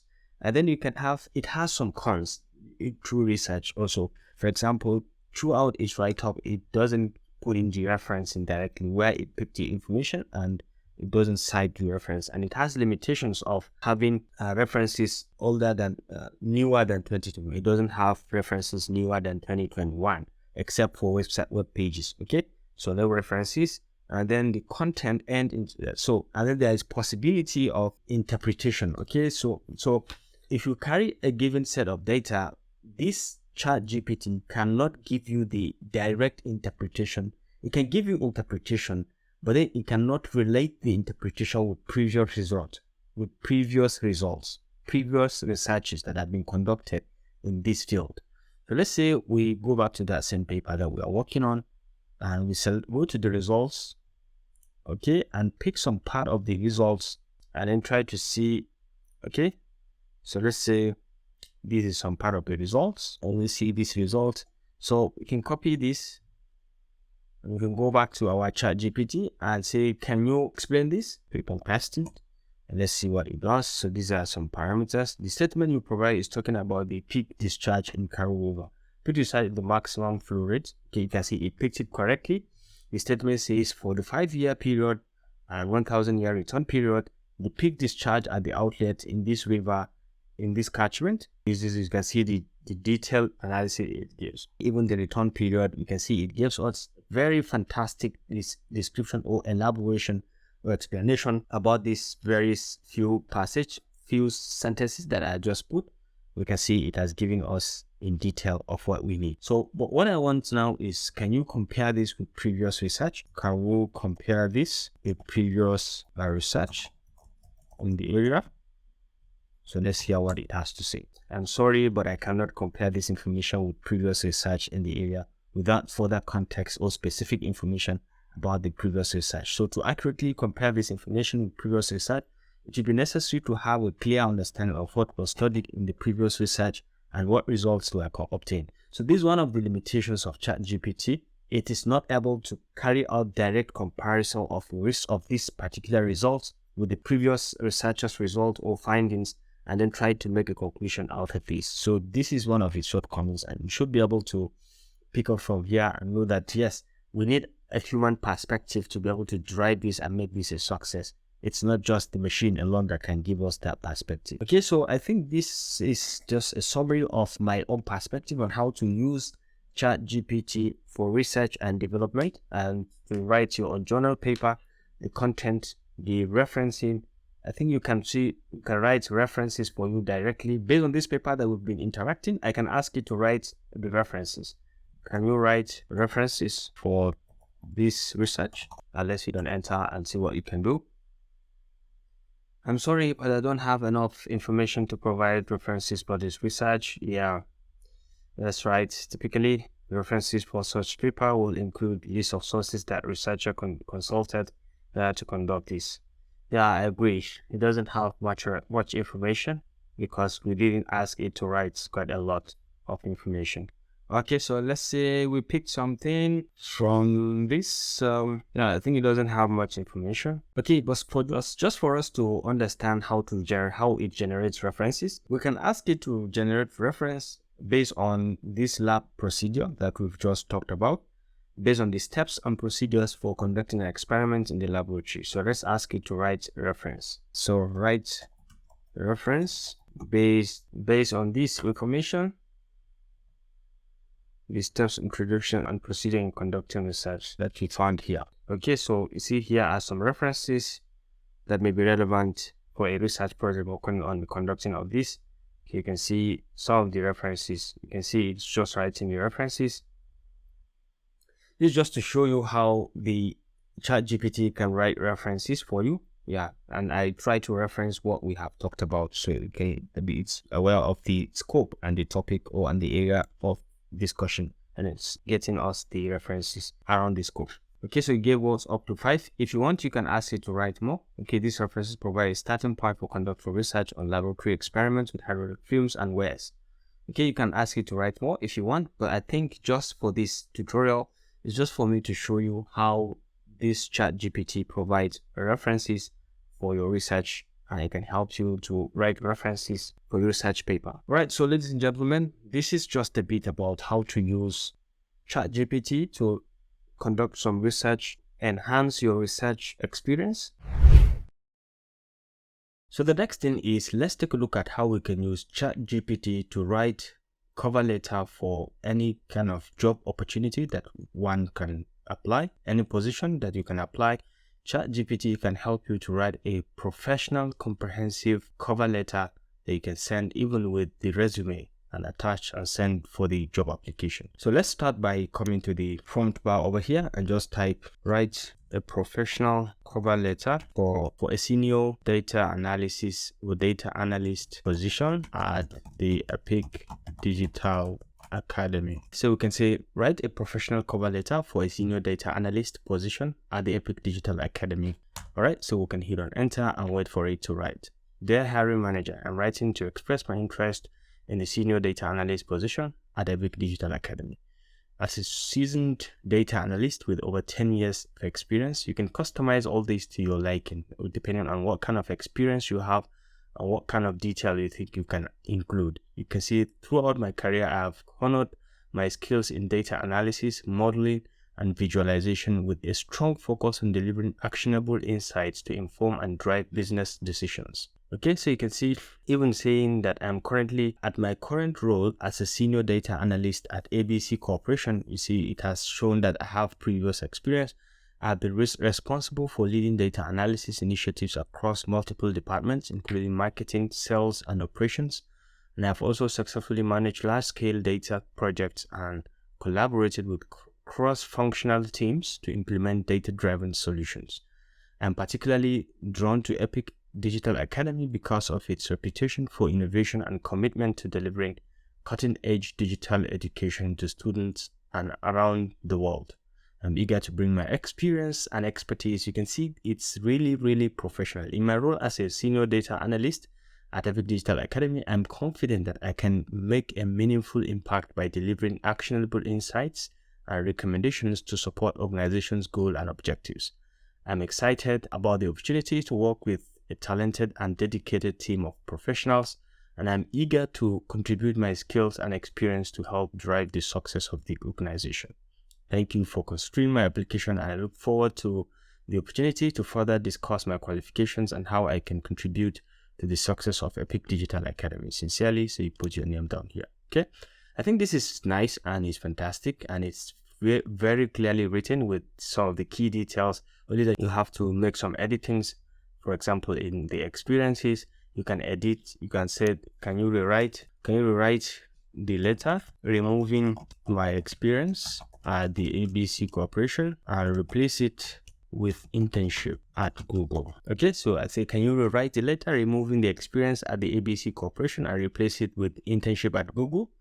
Yeah, so let's see what it will say. All right, there's an error to this, so let's just copy this and refresh the page. So let's say, can you rewrite the letter, removing my experience at the ABC Corporation and replace it with internship at Google? So let's see what it will happen. So dear hiring manager, you can see it is rewriting exactly, but then 10 years of experience in the industry. Throughout my career, I have noted my skills, this, and at my most recent role, I had the opportunity to work as a data analyst intern at Google. You can see it has replaced it with this, and this is really interesting. Okay, I'm particularly drawn to Epic Digital Academy because of this reputation, innovation, and commitment. You can see it has clearly rewritten the sentence, the entire passage, the entire letter, removing that role that I have specified to remove my experience. I replace it with an internship position, and you can see it has done just exactly like that. Okay, so this is the power of this ChatGPT. It's a very fantastic website that can do quite a lot. We can see you can just customize it, put in your name. So I can say based on this position, now we can go ahead and generate a resume for myself. Okay, so I can say based on this position, can you generate a resume for me? All right, and let's see the magic. Sure, here's a sample resume for you. So you can see it is writing it, your name, address, city, and everything, objectives, and it captured that particular data analyst section. You can see, capture it exactly. Challenging scenario, and this is a summary.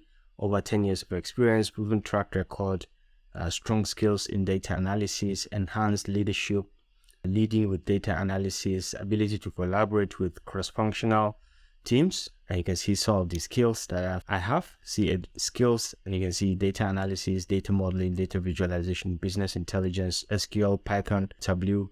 You can see education, bachelor degree in computer science or related field. You can see master's degree in business intelligence. You see work experience, data analyst, intern, and it has taken that intern as part of my work experience. It doesn't give that. So duration of internship, and this is what I have done, is data analyst, previous company name, city, state, duration of employment, other details as well. It's still put in. You can see this is a complete resume that you can easily customize to your liking and fit into your own essay. So these are some of the responsibilities that I've carried out during my latest role as a data analyst. And you can see they are quite relevant to the position. Certifications, which are optional, is certified business intelligence professional, certified analyst professional. You can see all of that in detail captured. You can see these are very, very detailed CV. You can just copy and just paste it and customize to your liking. I mean, this is just a sample, and you can make changes to fit your specific experience and qualifications. Hope it helps. Yeah, this helps. But can you include referees? So let's see. We'll include referees. Certainly, you can add a section titled references. Okay, and then you can see references available upon request. Yeah, you can see available upon request. It's best to provide references when they are requested rather than include them in your initial resume submission. This gives the opportunity to discuss your references with the hiring manager and make sure that you are providing individuals who can speak to your skills and experience in the best possible way. So I think this is quite interesting, and this is the way to write cover letters for your job applications, and then go ahead based on that cover letter, write a resume, a comprehensive resume capturing some of the key skills and data and education and even certifications that you have for your job applications. So let's talk about research proposal writing. As we all know, that research proposal is the first step in your project writing, where you tell your supervisory team or your department or your presentation team that this is what you want to do, and this is how much you know about that particular topic, and maybe this is how much you intend to cover at the long run. Okay, so you define the scopes, you give the methodology, and even some expected results. In this video, we're going to look at how to use ChatGPT, the new sheriff in town that can give us all the answers we need. So the first thing is you have to log into your ChatGPT. If you have not gotten the procedure on how to log in, I'll attach a video that I did for complete beginners on how to use ChatGPT, how to log in, and how to join the communities and do many other things. I'll put the link up here, and then I'll put the same link in the description so you can just follow along. But for now, once you open your ChatGPT, you can come over here. This is the main platform of ChatGPT. These are previous chats that I had with ChatGPT, and these are other features. Then you can clear the entire conversation, or you can just come change the light mode to dark mode, which I prefer. The dark mode is much more prompt, nice and clear. So this is the prompt area. Okay, this is where you write all your questions. This is where you will do most of the interactions. So for now, our topic for today is research proposal writing for maybe undergrad, master's or PhD, depending on which category you find yourself. It all depends on. At undergrad, it's usually at the basic level, and at master's level, you just go a bit deeper, but at PhD is usually very deep and very detailed about what you intend to cover. So for now, we'll start with the topic, the title. What do you want to work on? So assuming you have just a broader picture of what you want to work on, and you want to develop some ideas, okay, because ChatGPT can help you to give you the broader and even much more specific things that have to do with your research. But then you have to specify, you have to take it one step at a time, specifying some of the key things you need to carry out along the way. So let's start with the title. How will you come up with a reasonable title So assuming in my own case, I want to work on solving flood problems in a given community, maybe in Nigeria, in Kaduna State, for example. And see, I've narrowed it from the global perspective to Kaduna State and maybe in Zaria if you are very specific. You can be very specific and ChatGPT can give you that very much detail. So let's say we want to generate like 10 research topics on flood mitigation in Kaduna State of Nigeria. So let's ask ChatGPT. So can you generate 10 research topics on flood management in Kaduna State, Nigeria?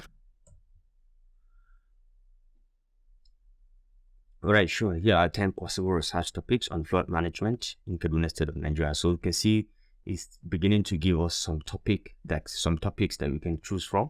An analysis of the effectiveness of existing flood management strategies in Kaduna State, a case study of the past decade. This one is studying past decade. And then we look at investigating the causes and impacts of flooding in urban areas of Kaduna State and developing mitigation strategies. Okay, evaluating the role of community-based flood management in Kaduna State, a case study of selected communities, and then assessing the effectiveness of the Kaduna State Emergency Management Agency in responding to flood disasters in Nigeria, in the state. Okay, analyzing the impact of climate change on flooding in Kaduna State and its implications for flood management strategies. And then we have this examining the role of Geographic Information Systems, GIS, in flood risk assessment and management in Kaduna State. And then we have investigating the economic impact of flooding on small and medium enterprises in Kaduna State and developing appropriate interventions. You can see these are a variety of topics that cover a wider picture and very much more specific. Like this one, the use of GIS. Like this one, the looking into climate change impact. Okay, and you can see this one, a comparative analysis of flood management approaches in Kaduna State and other states in Nigeria, lessons for policy and practice. And this is very good, and these are very, very excellent topics. Exploring the challenges and opportunities for private sector participation in flood management in Kaduna State. This is also promising and very nice.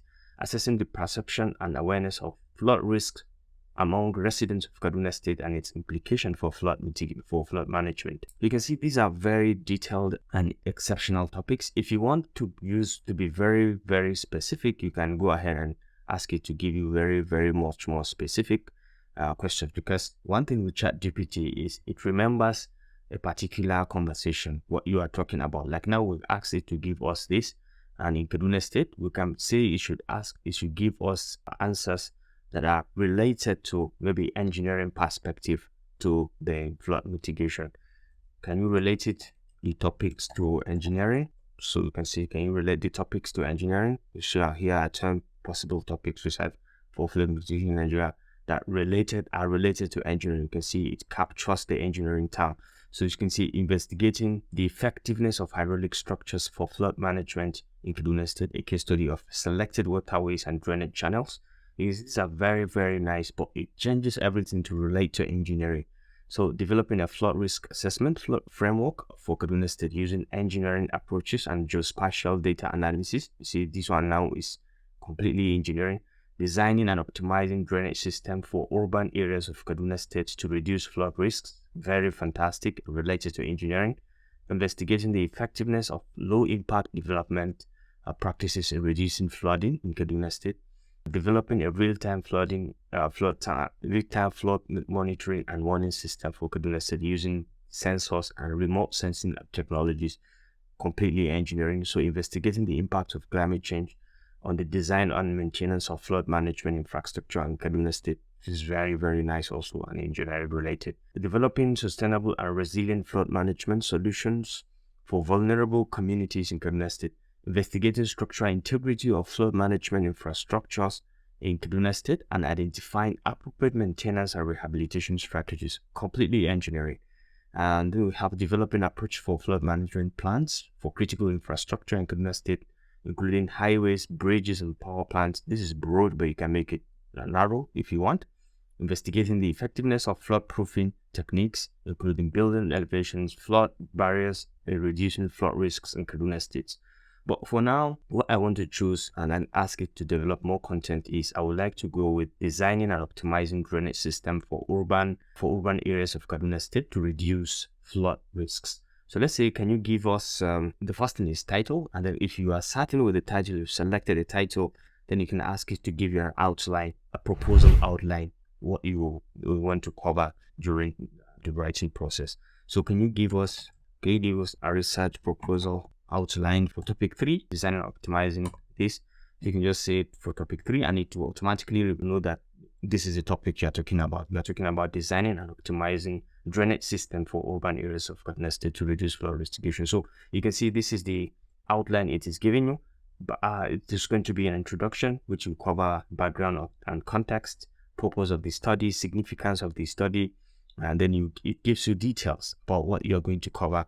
And then it goes straight to literature review, overview of the flood management and drainage systems in Kaduna, and flood risk smart assessment, drainage system design optimization, case studies. See, it even highlighted some case studies for you. Then you have research methodology. Just go ahead to give you research questions and objectives. Study area and population. You have to know the study area and then the population. To go straight to data collection, how you're going to collect your data, and you can explain the data collection methods to be used in the study, including surveys, interviews, and secondary data sources, whatever. Data analysis method, you're going to cover all this. And then you can have ethical consideration, explain the ethical consideration to be addressed in the study, including confidentiality, informed consents, and all that. And then in research proposals, usually you have expected results and outcomes, and it covers that as well. So expected results, present the expected results of the study, including design and optimization of the drainage system for urban areas in Kaduna State and the reduction of flood risks, outcomes and implications, timeline and budget. You have to cover all this. You have to give the Gantt chart. You have to give a flow chart of what you're going to cover. And then you see have timeline and budget. Then this is the conclusion part. Then you have a brief summary. And then maybe you have a reference at the end of it, or you have a reference at the end. So let's go into detail, starting from the introduction. What it's going to cover. So can you give us a background of the study? Can you give us the background? Can you give us a background? You say, sure. Now, this is how you develop the background on this very topic that we've selected. Okay, so you just go ahead. Kaduna State, located in north central region of Nigeria, is prone to flooding, particularly during the rainy season from June to September. This is very detailed, and you can see it's writing. It's just going to give you the background of the study, Kaduna State, and some of the key flood occurrences that exist in Kaduna State. So you can drive it through, because ChatGPT relates to what you want. Okay, you can just be directing it to give you exactly what you want. So the next one, it talks about the existing drainage system in Kaduna State. And the next one, to address the flood problems in Kaduna State, there is need to design and optimize drainage systems in Kaduna State. In the urban areas. So it gives you more detail, but this is therefore this research proposal aimed to investigate the design and optimization of the drainage system for urban areas of Kaduna State to reduce flood risks. The proposed research will contribute to the development of effective flood management strategies, and I think this is very fantastic. If you're not so comfortable with this, maybe you need more content, you can just ask it, add more content. I need to write more for you. Add more content, and you just keep on writing more. Okay, so here's some additional content. The impact of flooding in Kaduna State had been severe, so you can see it's giving you more details. Okay, it has affected many community sectors of the economy, and many flood has caused damage to critical infrastructure such as bridges, roads, buildings, disrupted transportation and communication systems, agricultural sector. It's been negatively affected. Floods has affected the livestock, crops, and leading to food insecurity and many more. So you can see a lot of more details have been given. So all you need is just to be very specific about what you want. If you want more, also you can give you. See, it has given us, furthermore, flooding has adverse effects on public health. Furthermore, urbanization has exacerbated the problem of flooding. Usually, because it's usually urbanization, the cities are developing, more water is being generated, and more paved areas are being constructed within the cities, and then that contributed a lot in the flood generation. So you can see it has given us quite a lot. If you are not certain, if you need more, you can still ask it to write more. If you want to be very specific, you can ask it to write more. For example, now I can ask it to write more relating this to engineering perspective. Okay, engineering methods of how the problem has been addressed. can you relate this to engineering methods applied to solve the flood problem so far? So you just drive it through to what you want it to do, and it is going to give you, certainly in terms of engineering methods, some measures have been taken to address the flood mitigating problems in Kubernetes. So you see, it's very, very detailed. So for example, it gives you some of the construction of drainage channels. Some drainage channels have been constructed in urban areas. So drainage channels have been constructed to part of the engineering methods to curtail this flood problem. And then you can see road construction and maintenance. Roads and bridges have been constructed to facilitate transportation. Now, if you want to go very specific, also you can ask it to be specific about a particular location within Kaduna State. Okay, solid waste management had been also taken into consideration. Flood forecasting had also been taken into consideration, and warning systems as the incorporation of GIS and all this have been taken into consideration in Kaduna State to solve this flood problem. So you can see this is just very specific about the topic and what we want to cover. Okay, so this is, you can just be copying this and pasting into your Microsoft Word document, and then later you can rearrange them to make more meaning, so you can just have a complete research proposal. But now we have talked about the basic, the title, and we've talked about the background, what you need to cover. Now the next thing is, can we generate the problem statement around this research proposal topic that we're working on? So just ask it, can you generate problem statement? So you can just ask, can you generate problem statement? Sure, it's just ask you, it's tell you, yeah, sure. Can generate problem statement for the research proposal research for the proposed research. Okay. So despite some engineering measures being applied to address the flood problem in Kaduna State, the impact of flooding on critical infrastructure, public health, and the economy remains significant. Okay, so you can see it is giving you direct response. The rapid urbanization of the area has exacerbated the problem, and the existing drainage systems have not kept up with the with the pace of development. Okay, so drainage channels have been constructed that have been constructed are often poorly designed and constructed. So these are the problem it is stating for you clearly and directly. This has led to the increase in the flood risks in urban areas, and the lack of adequate drainage system has also encouraged the disposal of solid waste and into natural waterways, further exacerbating flood problems. Okay, so therefore there is a need for more comprehensive and systematic approach to flood management in Kaduna State, which incorporates modern engineering methods to design and optimize drainage systems in urban areas, reduce flood risks, and improve the resilience of communities to flooding. So what we are going to now ask it to do is, can you summarize this in, like, let's say 100 words? Can you summarize the problem statement in 100 words, for example? And you can see, just to show you how to relate with this ChatGPT and how powerful it is. You see the impact of flood mitigation of critical infrastructure, public health, and the economy remains significant and nested.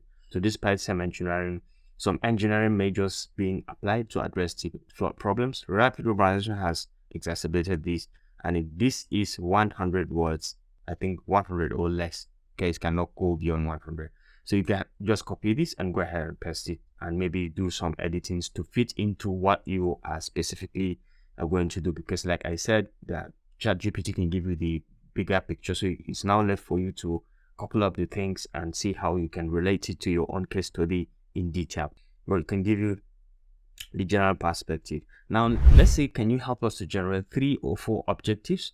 Can you generate 3 objectives? Because the next thing is objectives of the study. So can you generate 3 key objectives for us, where it has to say, sure, here are 3 possible research objectives for the proposed study on flood management in Kaduna State. So to assess the effectiveness of the existing engineering measures to manage floods in Kaduna State, including drainage channels, solid waste management systems, and flood forecasting and early warning system. Okay, to identify the major impacts that contribute to flood mitigation in Kaduna State, such as poor drainage system design, inadequate solid waste management, and insufficient urban planning regulations, and then to propose a set of engineering solutions to improve flood mitigation, flood management in Kaduna State. I think this is very, very specific and direct.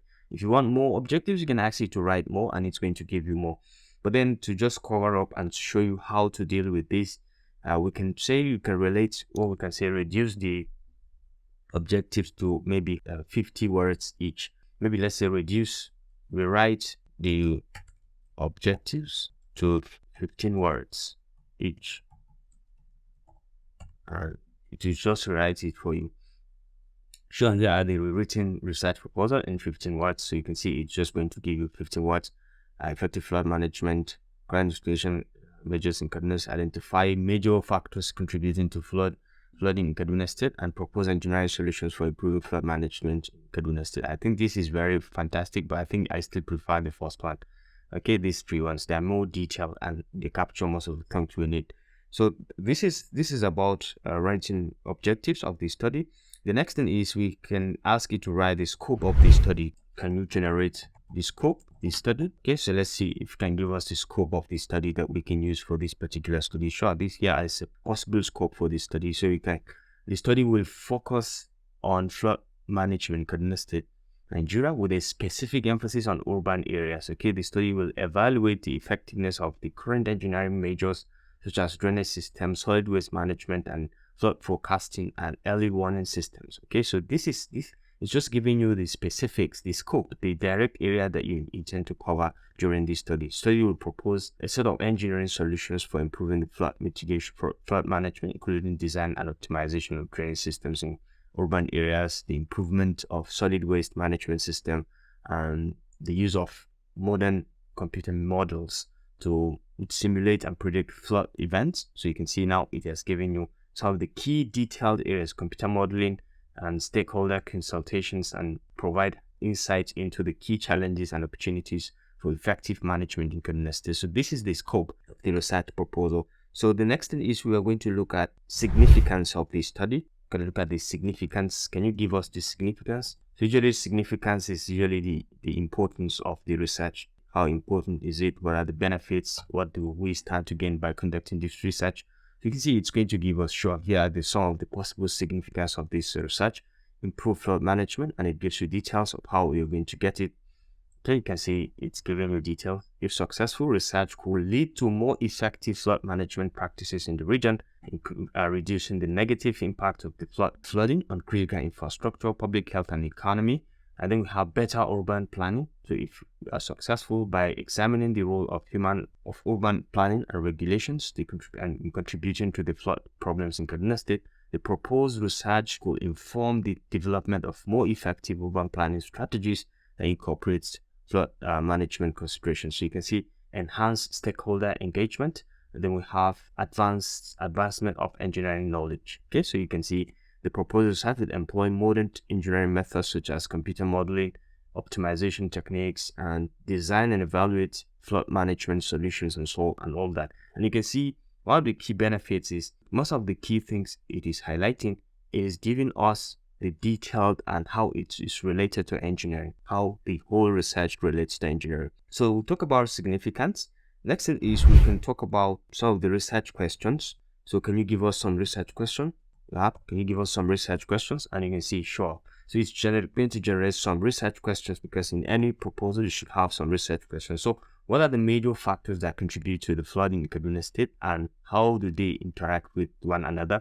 So how effective are the current engineering measures in managing flood in Kaduna State, and so on? How can modern engineering methods such as computer modeling, optimization techniques be used to design and evaluate more effective flood management solutions in Kaduna State? You can see these are critical questions that can lead to very, very interesting research in this area. So how do urban planning regulations and practices contribute to the flood problems in Kaduna State, and what changes could be made to improve flood resilience in the urban areas? You can see what are the social and economic and environmental impacts of flooding in Kaduna State, and how can stakeholder consultations and community engagement be used to build trust and collaboration among different groups and foster a more participatory and inclusive approach to flood management in Kaduna State?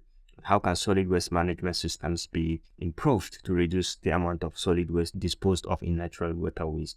Okay, so these are very, very interesting questions that we can add as part of our research questions to lead to maybe hypotheses or thereabout. So the next thing is, can ask it to write some hypotheses for you. So can you write hypothesis? from the research question. So you can see, can you write some hypotheses for us? Sure. Here are some possible hypotheses from the proposed flood management in Kaduna State. Hypothesis 1, you can see it very detailed. The major factors that contribute to the flood problems in Kaduna State include poor drainage system design, inadequate solid waste management, and insufficient urban planning regulations. And then we have hypothesis number 2. The current engineering measures to manage floods in Kaduna State, including drainage channels, solid waste, and flood forecasting and early warning systems, are not entirely effective due to challenges and limitations. You can see hypothesis number 3. You can limit the number if you want, or you can go ahead. The use of urban engineering methods such as computer modeling and optimization can lead to design and evaluation of more effective flood management solutions in Kaduna State. You can see hypothesis number 4, 5, 6, 7, up to 7. You see, improvement in solid waste management in Kaduna State can reduce the amount of solid waste. You can see now we have gotten a complete hypothesis. So the next thing is we may want to go ahead and write the limitations of the research. So these are just introduction. Okay, so can you state the limitations of this research? Okay, so let's hear the limitations, and then we can go straight to the last part in the introductory part. Okay, so this is limited data availability, and these are one potential limitation of this study is the limited availability of data. So it gives more detail. This could limit the ability of the study to accurately assess the scale and severity of the flood problems in the region. And then we have technical challenges. Another challenges could be applying modern engineering methods such as computer-based. This could be due to issues such as data quality, model validation, and computational resources. We may have the issues of computational resources, even problems of time and budget constraints. You can see social and political factors. We have all this, and then we have external factors such as climate change and natural disasters. It gives us all the details in terms of the limitations. So the last thing we may want to consider at the introductory part is some definition of key terms. You know, a research proposal, you should include the definition of some key terms, especially technical terms that you have used through, so that for people who are not familiar with the field can also go ahead and benefit, and they can understand and make your research proposal very easy and simple to flow along. So let's say, can you give us definition of the key terms? Yeah, so let's ask it. Yeah, it's going to give us, sure, here are some possible definitions of the key terms used. For example, flood. Just give us general flows, an overflow of water that submerges land that is normally dry. Okay, floods can be caused by natural factors, and it gives us detail. Then engineering, you see engineering is the application of scientific, mathematical, and practical knowledge to design. And you can see flood management, solid waste management. You can ask it to write more as urban planning. Okay, so you can see all this. And if you pinpoint or you are interested to write more on a particular topic or a particular keyword, you can just ask it to write. You can see urban planning, you can see stakeholders, you can see computer model. Yeah. This one is the use of mathematical and computational tools to simulate and analyze complex systems or processes. So you can see it has given you 7 key terms that it is used. So you can ask it to write more if you want. You can say write more terms. You can just ask it to write more terms, and it's going to give you more. Sure, here are some more additional terms that may be used in this study. Hydrology. Okay, so hydrology is scientific study of water in the environment, including its movement, distribution, and quality. You can see drainage is giving you more detail in the definition of terms. Okay, so for anyone who is not in the field, you see land use, you have the definition, picture out others as well. You can keep asking it to write more. Erosion, these are terms that can be resulted from flooding that we are considering for today. So you can see erosion, you can see floodplain. You will hear about floodplain, which is a low-lying area adjacent to a river, stream, or other body of water, okay, that is subject to periodic flooding. So you can see you can have climate change. We'll talk about climate change in the proposal. Okay, you can see risk assessment. You hear about all this as we write more in the content. So this is just a way to interact, and it has given you more. Okay, so you can ask it to write more if you want, but I think at this point it's okay. It's quite okay for anyone to use. You can copy this and just go ahead and paste it. So the next field, or the next part that we're going to enter is research literature review. How to conduct a literature review in this research proposal. So can you write some literature review in the topic? Okay, so to just go ahead and give you the literature review, but you can drive it along. Here are some examples of a literature review. So you can see it is now giving you directly literature review. Floods are common natural disasters in many parts of Nigeria. You can see it now gives you the bigger picture, including Kaduna State. Over the past few decades, frequency and severity of flood events have increased due to a range of factors, including rapid urbanization, deforestation, climate change. Climate change, the impact of this had been devastating, causing loss of lives, displacement of people, and so on. So you just drive it through. It just in recent years, you see it's now quoting previous events that have happened. Because usually in literature review, you're just going to check out what has been done, check out what areas of the study have been covered and what is not covered, and what you need to add up to make it. So you don't reinvent the wheel. Okay, so you know the areas that have been covered, you explore more methods that have been used. So you can just ask it, can you write more on the engineering techniques used so far?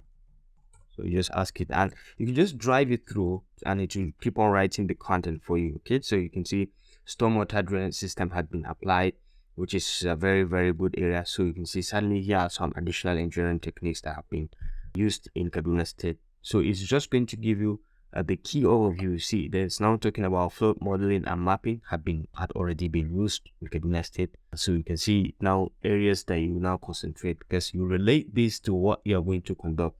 Erosion control measures have also been looked into. So these are some of the key engineering areas that have been looked into. So when you are going to write, you should be aware of all this.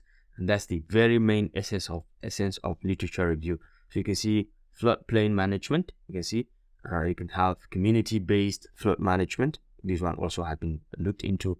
You can just keep asking and keep relating depending on the area of research you're working on. So it's going to give you more and more details. Okay, so you can now talk about, maybe you can go into the methods of assessment. Can you give us some methods, some physical methods that have been used to assess flood mitigation in Kaduna State? So you can just be very specific. Physical methods of flood. So it's going to give you certainly here are some physical methods of flood assessment. So you can see field surveys. It's going to give you some details about some of the methods that have been used in Kaduna State.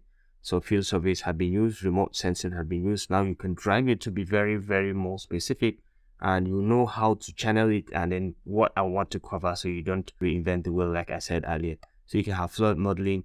Flood modeling is a computer technique that simulates this. So engineers can use this method to carry out some of these key things. So you can see it is giving you more details about the physical methods that have been used. LiDAR, light detection and ranging. Okay, methods have also been covered. Geographical information system, GIS have also been used. So you can also use it. Okay, so you can go ahead and keep asking more and relating more. You can say, what are some of the computer model or computer modeling methods that have been applied to study flood problems in Kaduna State. So you can say, can you give us some computer methods that have been applied to study? Certainly, there are some computer-based methods have been used to study floods in Kaduna State. So you can see hydrological models. Okay, you can see engineers can use models such as to estimate river flow, runoff, groundwater recharge, and can help them to understand how floods occur and how to manage them. Examples, you can see it has given us the use of SWAT, the use of HICRAS, and many more. Okay, you can see other hydraulic models that it has used, river flow through the HICRAS.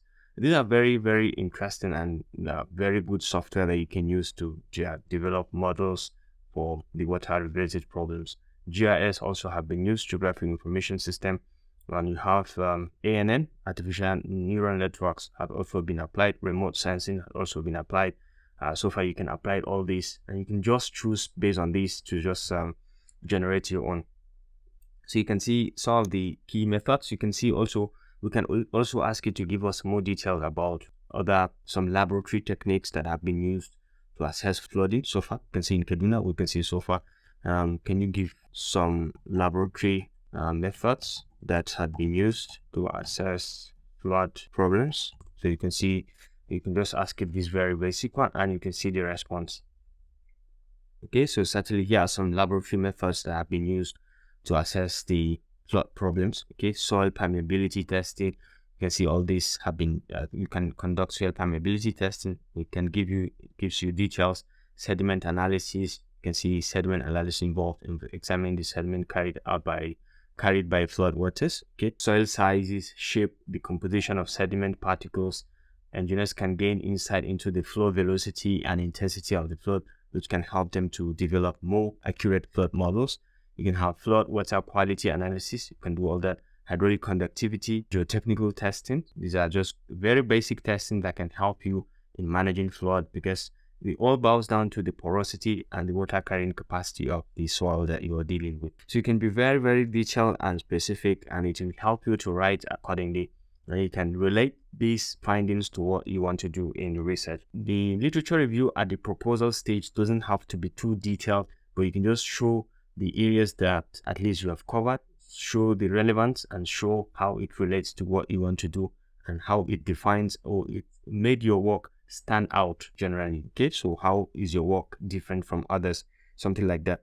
Then the next part of it is you can decide to go on and tell it to give you more details about some historical flood events that have happened in Kaduna State and citing data, citing key parameters that have been captured. You can give you all that as you move on. So now we can just go ahead and ask it to give us the methodology, which is one of the key, most important areas to cover in writing proposal writing. So let's go to methodology, and we can ask it to give us the methodology for conducting this research.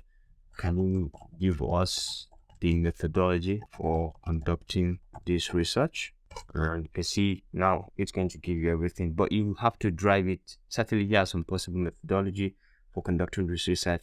Define the research problem. If you have done that, you can just restate it clearly. Conduct a literature review, which you have done that, and you can see identify data sources. If data sources could include rainfall data, stream gauges, and other relevant data, maps, satellite imagery. You can see now this is very detailed. Okay, so now data collections. You can see primary data will be collected through surveys, interviews, field observations, and laboratory testings. Secondary data may include reports, articles, and official documents. And then we can have data analysis, how you're going to analyze the data. Data collected will be analyzed using descriptive and inferential statistical methods, geographic information systems, and other software packages. This will include identifying special patterns and relationships among the variables of interest. Now you can see through this research, we're going to develop flood models.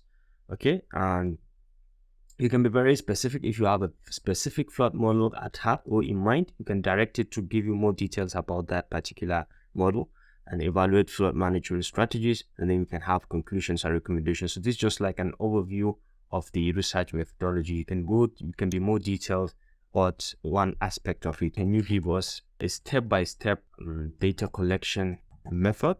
Okay, so can you give us this step-by-step data collection method? So sure. Here is a step-by-step data guide for data collection in the context of flood management research in Kaduna State. So determine the research question. It has given us identify the data sources. It has given us, and then determine the sampling strategy. Okay, sampling strategy that will be used to collect the data. This may include random sampling, stratified sampling, purposive sampling, depending. Okay, you can see collection of primary data. Now it has given you the details, surveys, interviews, field observations.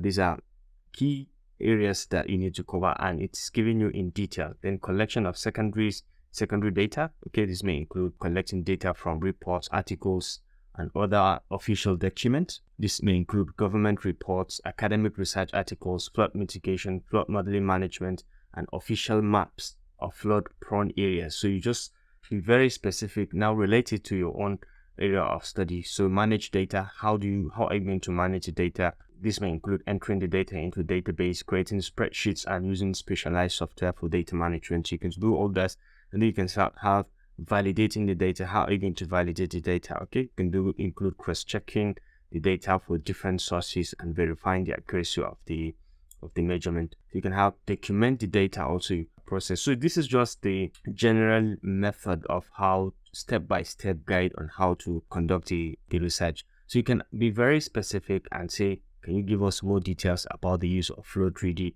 in this research? So for example, Flow 3D is also another water resources software that you can use to write and develop models for water analysis and even flood mitigation measures. So you can say, can you give us, if you are very specific, it's going to be very specific also. Can you give us detail in the application flow 3D for this research? So you can just be very specific with what you want, and it's going to be very specific in what it's going to give you. So you can see, yeah, Flow 3D is a computational fluid dynamics software that can be used to simulate fluid flow and flooding in Kaduna State.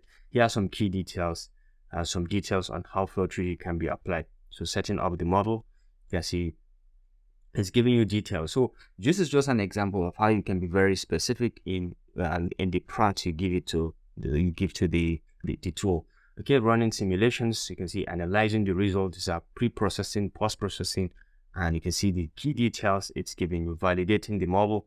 How are you going to validate the model? It is going to give you the details, and this is very, very specific. So it's now left for you. If you want to use Flow 3D or if you want to use another software, just be very specific and ask it the question, and it's going to give you the answer directly.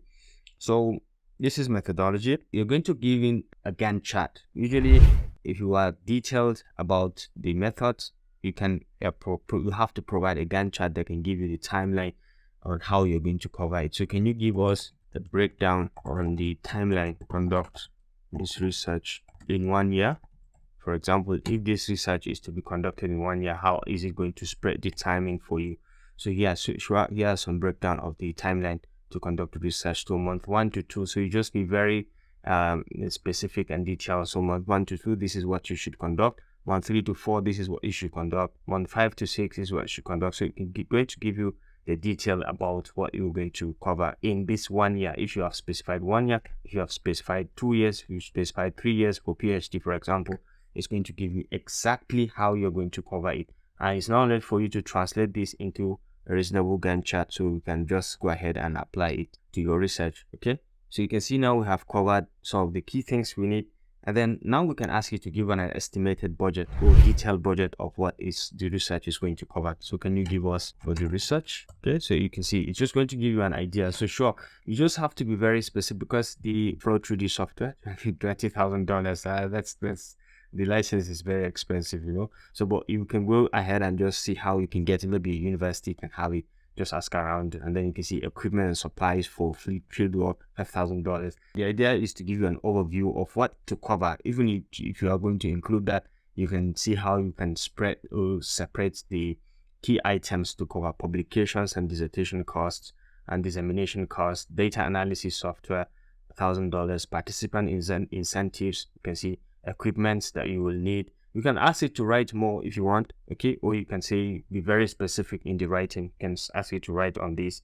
and it's going to write for you.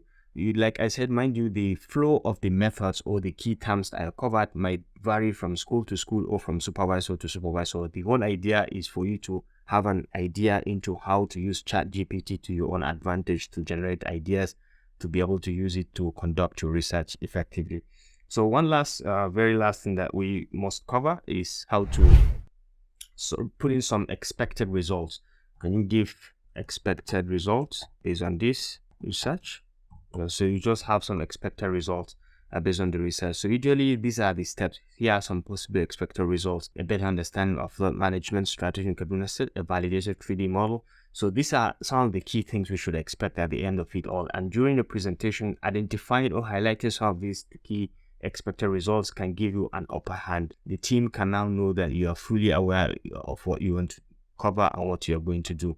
Better understanding of the socio-economic and cultural factors, a comprehensive database of flood events in Kaduna State. You can be very much more specific. You can ask it to write more, but the key idea is it has given you some expected results. Can you be very specific about engineering related conclusions, okay, or engineering related results? Can you be more specific about engineering related results? Ask it this question, and it's great to narrow it to you to engineering related things only. The development of a 3D hydraulic model of the study area would be done, which can be used to simulate flood events and evaluate effectiveness of various flood management strategies, identification of the most effective physical methods. Okay, it's going to give you this, and a validation of the 3D model through field data collection and all that. It's going to give you all this at the end of the research, and the identification of key design parameters and criteria for plot management. It's going to give you this as well. And then the assessment of the economic and environmental costs. It's going to give you all this. So this is just a summary of what it's going to cover, what is expected for this research, through this research. So the last thing that I want to cover is references. Can you give us some references based on what we have talked about, or that can be relevant to this research that we're going to conduct? So it's you see, can you give us some references related to this research? Okay, so let's see. Can you give us some references related to this research? Sure, here are some references related to flood management and drawing techniques in the context of Kaduna State and Nigeria. So you can see adequately this 2018. You can see it is giving us some references. Okay, so you just go ahead. Ologuno Risa 2018, you can see it's just giving us references. So this is just a brief overview of how you can use ChatGPT to write your complete research proposal for you. And it can be very broad and it can be very specific, like I said, but then it's now all boils down to you to be able to now see how you can relate it to your own case study, very specific. Okay, so you can just go ahead and study it, see how you can relate it to what you have, and relate it to your case study, and see how you can improve. So you can see you can ask it to write more references, but this is just to give you an idea into what is needed of you to cover during your research proposal, all the things that you need to cover. And one very good advice that I'm going to give researchers is to don't give the chunk, don't be too broad about the topic that you want to ask or the question that you want to ask. Be very specific and ask it small in bits, step by step, and then you can relate and direct it to where you want to cover, the scope you want to cover, the areas, the case study. But be very specific in the questions. Don't give broader questions. Give direct questions that you can respond to you, and you see the response, you copy it, take it back to your work, and then see how you can connect the dots, connect the main ideas, and see what you can do to make meaning out of it. But you can see we have written a lot. So like I said, the procedure and what we have covered might vary from school to school. So try to find out what is expected of you to cover in your research proposal from your school, and see how you can improve on this. But this is just an idea on a general bigger picture about how to use ChatGPT to write this interesting proposal.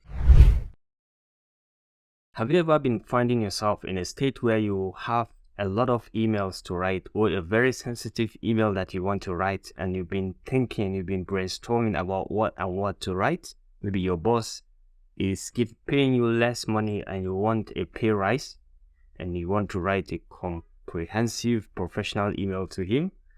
ChatGPT is the new sheriff in town, and it can help you to write just that. You don't need an assistant for this. Yeah, you might want to think I need to write, or need to employ an expert in email writing, someone who is professional in writing in the use of words. ChatGPT can do very many things for you, including writing the email, giving you a comprehensive title, a very professional title, and convincing your boss to give you that pay raise, or convincing your girlfriend to forget about the heartbreak you gave to her. It can write love letters for you, and it can respond to difficult text for you, even sacking letter. ChatGPT can help you to write a reply that can get you the job back once you coined your question towards what it can answer for you very nicely. So for those of you who have no idea into what ChatGPT does and what it is, I have made a complete tutorial on how to use it for most of your basic things, and including research. I will put the link in some of those videos in the description, how you can use it in general, and how even you can log into it. But for now, for this tutorial, we're going to cover email writing, how we can write an email and send to our bosses or our business partners or anybody we are working with. Okay, so to start with, you just come all the way to the ChatGPT platform. There you can see this is the main dashboard, where you have the prompt area where you can write your prompt or chat directly with ChatGPT. And these are previous chats that we had or conversation that we had with ChatGPT, and you can check, you can clear if you want, and you can change the mode. You can check out the frequently updated questions, or you can upgrade if you so wish. But for now, most of the key things that you will get are completely free. So just go ahead and type what kind of email do you want ChatGPT to write for you. So you can type questions like, can you write an email to my boss seeking a pay rise. Okay, so let's see if ChatGPT can do that. Certainly, I can help you write an email to your boss seeking a pay rise. Here's it. So, dear boss name. So this is where you write your boss's name, and so this is the subject. It has even given you request for pay rise, professionally and politely saying request for pay rise, and then this is the boss. You just put in the boss's name. I hope this email finds you well. I'm writing to request a pay rise. Over the past year, I have worked diligently to achieve my goals and contribute to the success of the company. I have taken on additional responsibility and I have consistently exceeded the expectations set out for me. I'm proud of the work I have done, and I believe that a pay rise will be a fitting acknowledgement of my contributions to the company. You can see I have researched comparable salaries in our industry. This is very polite and very straightforward, and believe that my current salary is below market rate. And I would like to request a salary increase for, you said the specific amount or percentage that you want to bring my compensation in line with industry standard. I think this is kind of a bit too harsh, so maybe later I'll ask you to rewrite, excluding this, but just giving general detail in a polite way that you want to have a pay rise. I am committed to continuing to work hard and contribute to the success of the company, and I'm confident that a pay rise will not only be a fair reward for my efforts, but will also motivate me to continue to perform at a high level. Okay, thank you for your consideration of my request, and I'm happy to discuss this further with you at your convenience. And I like specifically the last sentence over here that says, thank you for your consideration of my request, and I'm happy to discuss this further with you at your own convenience. Sincerely, you just put your name. So this is a complete email. You don't need to further have a headache or be nervous about what to write, what content to write. You can ask it to rewrite. You can say, rewrite this email, removing the researched companies part, and re-intensifying my achievements for the company. Yeah. So let's see how it's going to write this. Sure. Here's a revised email that focuses on your achievements and contributions to the company. So you can see request for pay rise. Okay, so boss's name. This email finds you well. This is over the past year, I've worked on how to achieve my goals and make valuable contributions to the company. So you've done in this specific examples. So say provide, for example. So now it's asking you to provide specific example. Now this is case study based. You are the one who know those achievements. You can state them, and then you can just go ahead, give them the achievements, such as completing a project ahead of schedule, generating significant revenue, and receiving positive feedback from clients. If you have evidence of all these, you can just go ahead and cite and give examples. I'm proud of the work I have done, and I believe that a pay rise could be a fitting acknowledgement for my contributions. And I think this has responded very nicely in writing this, picking some of my achievements. So it has given you the opportunity to now put in some of your achievements that you can use. So I can ask you to rewrite the subject for me, because requests for a pay rise can be so direct and I think it's too blunt. So you can just ask it, can you rewrite the subject? Rewrite the subject to look friendly. Sure, here is a revised subject line that is friendly and still conveys the purpose of the email. Okay, so you can see request for a salary increase, acknowledging my contributions to the company. And I think this is very, very, very, very polite and is very professional and is friendly. So even the manager or your boss, by mere looking, is just going to know that, yeah, this guy is not just requesting for a salary increase, but he said acknowledging contributions to the company. And he might be interested in knowing what contributions has this guy done. He'd be interested in what has he done, how has he progressed this company that is requesting for a pay rise, and clicking will just give him that answer directly. So this is a very good way to use ChatGPT to your own advantage, to write comprehensive emails for you that you can use it to win contracts, to win your girlfriend. Let's ask it to write a love letter to my girlfriend. Let's just ask it, can you write a love letter inviting my girlfriend to a dinner? So let's see. And it's going to write it for you. Of course, here's a sample love letter inviting your girlfriend to a dinner. Okay, here, my dearest. Yeah, my dearest. It just puts her name over there, or you put her nickname, or what you used to call her. I hope this letter finds you in good health and high spirit. I wanted to take a moment to express just how much you mean to me. Your presence in my life has brought me immeasurable joy, love, and happiness. As Valentine's Day is approaching, I would like to invite you to a special dinner that I have planned for us. I have made a reservation at just inside the name of the restaurant or eating joint, and you made the reservation for just inside the dates and time. Okay, so name of the restaurant, date and time. It's going to be very specific, and you just put in those details. I can't wait to spend the evening with you, enjoying delicious food, sipping wine, and simply reveling in each other's company. Okay, as I think back on our journey together, I'm reminded of all the beautiful moments we've shared, from the first time we met to the adventures we've taken together. It's been nothing short of magical. You make every day better, and I can't imagine my life without you in it. So this is extremely lovely. I think any girl can be convinced to follow you for this dinner. I want to take this opportunity to thank you for being such a wonderful girlfriend, for always being there for me, and for being my partner in life. I cherish you more than words could ever express, and I look forward to many more wonderful memories together. I hope you can make it to dinner and that you will enjoy the evening as much as I will. Yours always. You just put in your name. Okay, so Rashid. You can just write these to your girlfriend. So this is just, you can ask it to write also if you want, and you can just ask it to give you a subject. Can you give a subject? Yeah, so you say sure. Certainly, here is a sample subject. If you can write a love letter to inviting your girlfriend to dinner. An evening of romance. Join me for a special Valentine's Day dinner. I can see this is very, very nice. But assuming we are not in Valentine's Day dinner, so let's say, can you rewrite? Rewrite it, removing the Valentine's. Yeah, remove the Valentine's Day. It's a normal dinner without the Valentine's Day. Okay, so you can see, join me for a special dinner. This is good, and I like this better. I think join me for a special dinner. I think this is welcoming and inviting, and you can see how you can easily use it to lure her into spending the evening with you on this very dinner. So this is very, very interesting, and you can even ask it to respond to a difficult email sacking from your boss.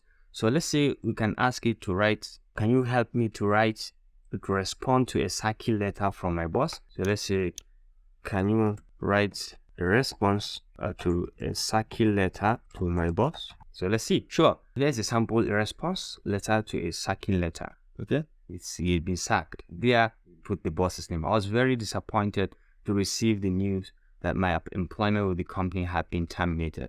As outlined in your letter you just put the date. I want to take this opportunity to respond to the termination and thank you for the opportunity to work with the company.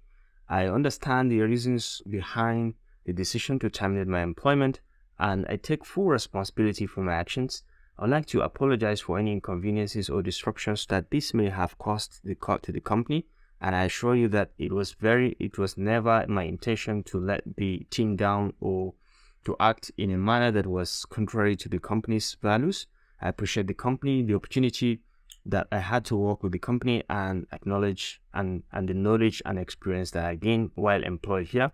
I would like to express my gratitude to you and the rest of the team for the support that was provided to me during my tenure with the company. If there is anything further that I can do to assist with the transition or to address any outstanding matters, please let me know. I wish the company continued success in the future, and I hope that our path may cross again in the future. Thank you again for the time I spent here and for your understanding in this difficult time. Sincerely.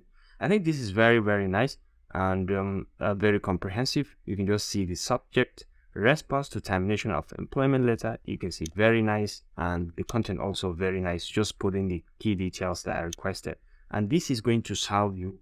You can just coin it to your own idea. So this is just the broader picture. You can coin it and you can put in some more details, capture some of the ideas that you want to portray, or if there is any explanation you need to make, you can also make that as well. So the same way, you can use it to write any kind of email. For example, you have a job application that you want to make. This ChatGPT can help you to write the email containing your CV to the employer. It can write it very politely for you. So can you help me? Let's just ask it to write a simple employment letter, employment email to a company. Can you write an application email to a company in IT? Okay. IT, for example. So you can say, can you write? Okay, so let's see if we can help you to write. Sure. Here's a sample application email for an IT job. Okay, IT job application. So you put your name over here. If you have any other things, dear hiring manager, if you know his name, you can put dear so person. I'm writing to express my strong interest in the IT position that was recently posted on. It's had the area or the place you have seen it. With a, you can insert number of years, okay, of experience in the IT industry. You are telling them about yourself. With this much number of years of experience in the IT industry, I am confident that my skills and expertise can make me an excellent candidate for the role. My experience includes inside the relevant experience if you have any. I have a strong background in just inside. I have worked in various IT roles and I am well versed in just inside the key areas as well. Okay, it has just customized everything. It make the whole email customizable based on your own experience. So you can just go ahead and chip in your experience to make it a complete email. Additionally, I possess excellent problem solving skills and I'm able to manage multiple projects simultaneously. These are some of your skills and edge, always maintaining a focus on achieving goals and objectives. I'm excited about the opportunity to bring my skills and experience to your team and make a meaningful contribution to the company. I'm impressed by the company's reputations for excellence and innovation in the industry, and I'm confident that my skills and experience would be a valuable addition to the company. Please find attached my resume for your review, and I'm available for an interview at your convenience and looking forward to discuss how I can contribute to the company's success. Thank you for considering my application, sincerely. I think this is very, very nice. So you can just customize it, go ahead and use it to your own liking to write any kind of email. When it comes to email writing and composing professional email and to sound as you want it, to look as you want it, ChatGPT can help you, and I assure you, you don't need an assistant for this. So ladies and gentlemen, this is about how to use ChatGPT to write an email, to write multiple emails for you, and even to respond to emails that have been sent to you. At this point, you don't need an attendant, you don't need an assistant. You can use yourself just a few minutes to generate ideas that you can customize to fit in what you want to send. So you have a job interview and you're thinking about how you're going to get prepared for that interview. There are so many questions that you should answer, or at least you should get yourself familiar with, at least related to the company, or related to yourself, or related to personal development, or general questions that keep repeating themselves in interview sessions. Now, to get yourself familiar and to get some customizable templates as regards very interesting and professional answers, ChatGPT can provide you with professional answers as you prompt in the right questions through it. In this tutorial, I'm going to take you through how to answer some basic tough interview questions within ChatGPT. So you can learn to customize to be based on your own profession. If you're an engineering student, you can relate it to engineering, or if you are a social science student, you can relate it to social science, depending on which area of expertise or which niche or which profession you are coming from. You can as well ask ChatGPT to answer the question according to that profession or to relate it to that profession. So it's now left for you to put in your experience into this kind of questions, to just plug in your own experience and areas that you've worked and degrees that you've had and some of your achievements to make it much better. So let's start with simple prompts like tell me about yourself. Can you give me sample interview answer to tell me about yourself? Okay, certainly here is a sample answer to common interview questions. Tell me about yourself. So thank you for asking. See how polite it just landed the answer. My name is your name and I'm a current year position, your current position, your recent graduate, okay, or recent graduate. I am this with a degree in put in your field. I've always been passionate about your industry or field. You can put in all that. And I'm excited to bring my skills and experience to company name as we put in position. So just plug in these key required features and you'll be good at the beginning. Now you talk about your previous role. Say in my previous role name the company that you worked with previously. I gained experience in, name a skill that you've gained experience in. I also had the opportunity to work on this project. So you name a project that you've worked on. That's why most of the answers are subjective, so you are not the one to plug in your experience to make it much better, okay, which helped me to develop my skills to develop so you put in the skill that you have developed along the way by participating in this project or these tasks. Outside of work, now you want to relate it to your personal life. I enjoy hobby or activity. You now plug in your hobby or activity here. I enjoy, for example, playing chess, which helps me stay creative and focused. I am also committed to, personal value and volunteer work. You can just put in some personal work and some volunteer work that you've done. And I believe it's important to give back to the community. Employers like people who always connect with the rest of the world through community engagement. So you can be very specific about engagement that you've had prior to the interview. It will help you to stand out. Overall, I'm excited about the opportunity to join your company and contribute to, you now have to know their goals and mission, of the company. So just take note. So prior to going to any interview, you must have at least read about the company, their goals, their missions, so you can align your talk or your answers to those goals and missions, so you can stand out and appear very different. So thank you for considering me for this position, and I look forward to discussing my qualifications further. Now, this is a very specific one, but then we can lure it to give us a specific example, for example, in the IT industry. So can you rewrite this with an example, a recent graduate from computer science? Okay, so let's say now we are getting more specific. It says, sure, here is a sample answer tailored to a recent computer science graduate. Thank you for asking.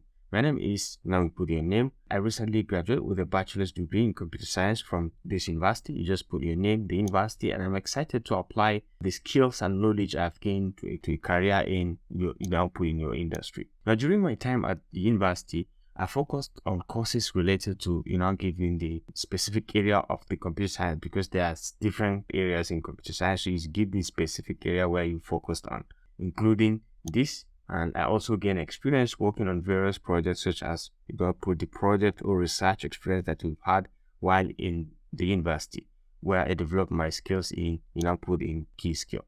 In addition to my academic and technical skills, I also have experience working in teams, communicating complex technical information, and solving problems creatively. I believe these skills will be valuable in a professional setting. Now, we now talk about outside of my studies. You have other experience or other skills. I enjoy participating in hackathons and attending meetups in my local tech community. These activities have helped me stay up to date with the latest technologies and trends in the industry. It means you are not just a one-man army. You always connect with people and connect with the outside of the studies to be able to find updates, to update yourself with the latest trends and things that are contemporary within your community. So overall, I'm eager to apply my skills and passion for technology to a position at put a company and then contribute to their goals and mission. Thank you for considering me for this opportunity, and I look forward to discussing my qualifications further. So this is a little bit narrowed down to computer science. So you just plug in these details and you'll be good as regards the answers to tell me about yourself. Now, another question that often pops up from interviewers to interviewees is, what is your biggest weakness? So can you give a sample answer to the interview question, what is your biggest weakness? Okay, sure. Here is a sample answer to the common interview questions. What is your biggest weakness? Now, this is a very tricky question. You just have to be very careful not to say the weakness. Say the weakness, but find a way to transform it into a strength. So look at a sample interview question. Sample answer provided by ChatGPT. I believe one of my biggest weaknesses is my tendency to be overly critical of myself. While I believe it's important to strive for excellence, sometimes I can become too fixated on small mistakes or areas where I feel I could have done better. Now, to address this weakness, you see, you've stated the weakness quite short in the first paragraph or in the first sentence that you provided. Now you want to tell them how you address this weakness. You've admitted that you're human and you have weakness. You've stated it clearly. Now, to address this weakness, I've been working on adopting a growth mindset and focusing on learning from my mistakes instead of dwelling on them. You are now focusing on learning on your mistakes instead of keep dwelling on thinking about them. I also make a conscious effort to celebrate my accomplishments and recognize my strengths, which helps me maintain a balanced perspective. Now, additionally, what I have done is I've found out that receiving constructive feedback from others has been helpful. in gaining a better understanding of my strength and weakness. I'm always open to feedback and eager to learn how I can improve. So this means you are just a very flexible person. You are not a one-way person. You are open to feedback and critics, and once it is constructive, you can improve and take corrections and make yourself a better person or a better employee. Now, overall, I believe that acknowledging and working on our weakness is an important part of personal and professional growth. And I am committed to continuing to develop myself in this way. So you've accepted that you're a human, you have weaknesses, but then you are working on your personal and professional development to see that you grow or you outgrow those weaknesses to sound and look better and make yourself a better person. And this is convincing enough to convince any employer to take you, because it shows that you're a human and you know exactly what you're doing. They are not employing a robot. So this is the second question. Now the question can get so generic, and let me give you one that is generic, but you can say a lot of things about you answering these kind of questions, because they are applied questions. Sometimes you just have to relate it with your own experience. Okay, so next thing is, can you give me an answer to this? Give me an example of a time when you handled a major crisis. Okay, so let's hear from ChatGPT what it has to say. Sure, here's an example answer to the interview question. Give an example of a time when you handle a major crisis. Now, this is your response.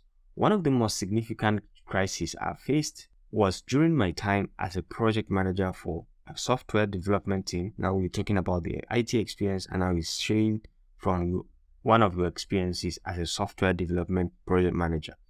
We were working on a critical project for a client, and one of our key team members unexpectedly resigned just weeks before the project deadline. Now, at first, the situation seemed overwhelming, as we were already operating with a lean team and the remaining members were already working at full capacity. However, I knew that the project's success was critical to our client and our team's reputation, so I immediately took action. First, what I did was I reassigned tasks and redistributed workload among the remaining team members to ensure that we were still on track to meet the deadline.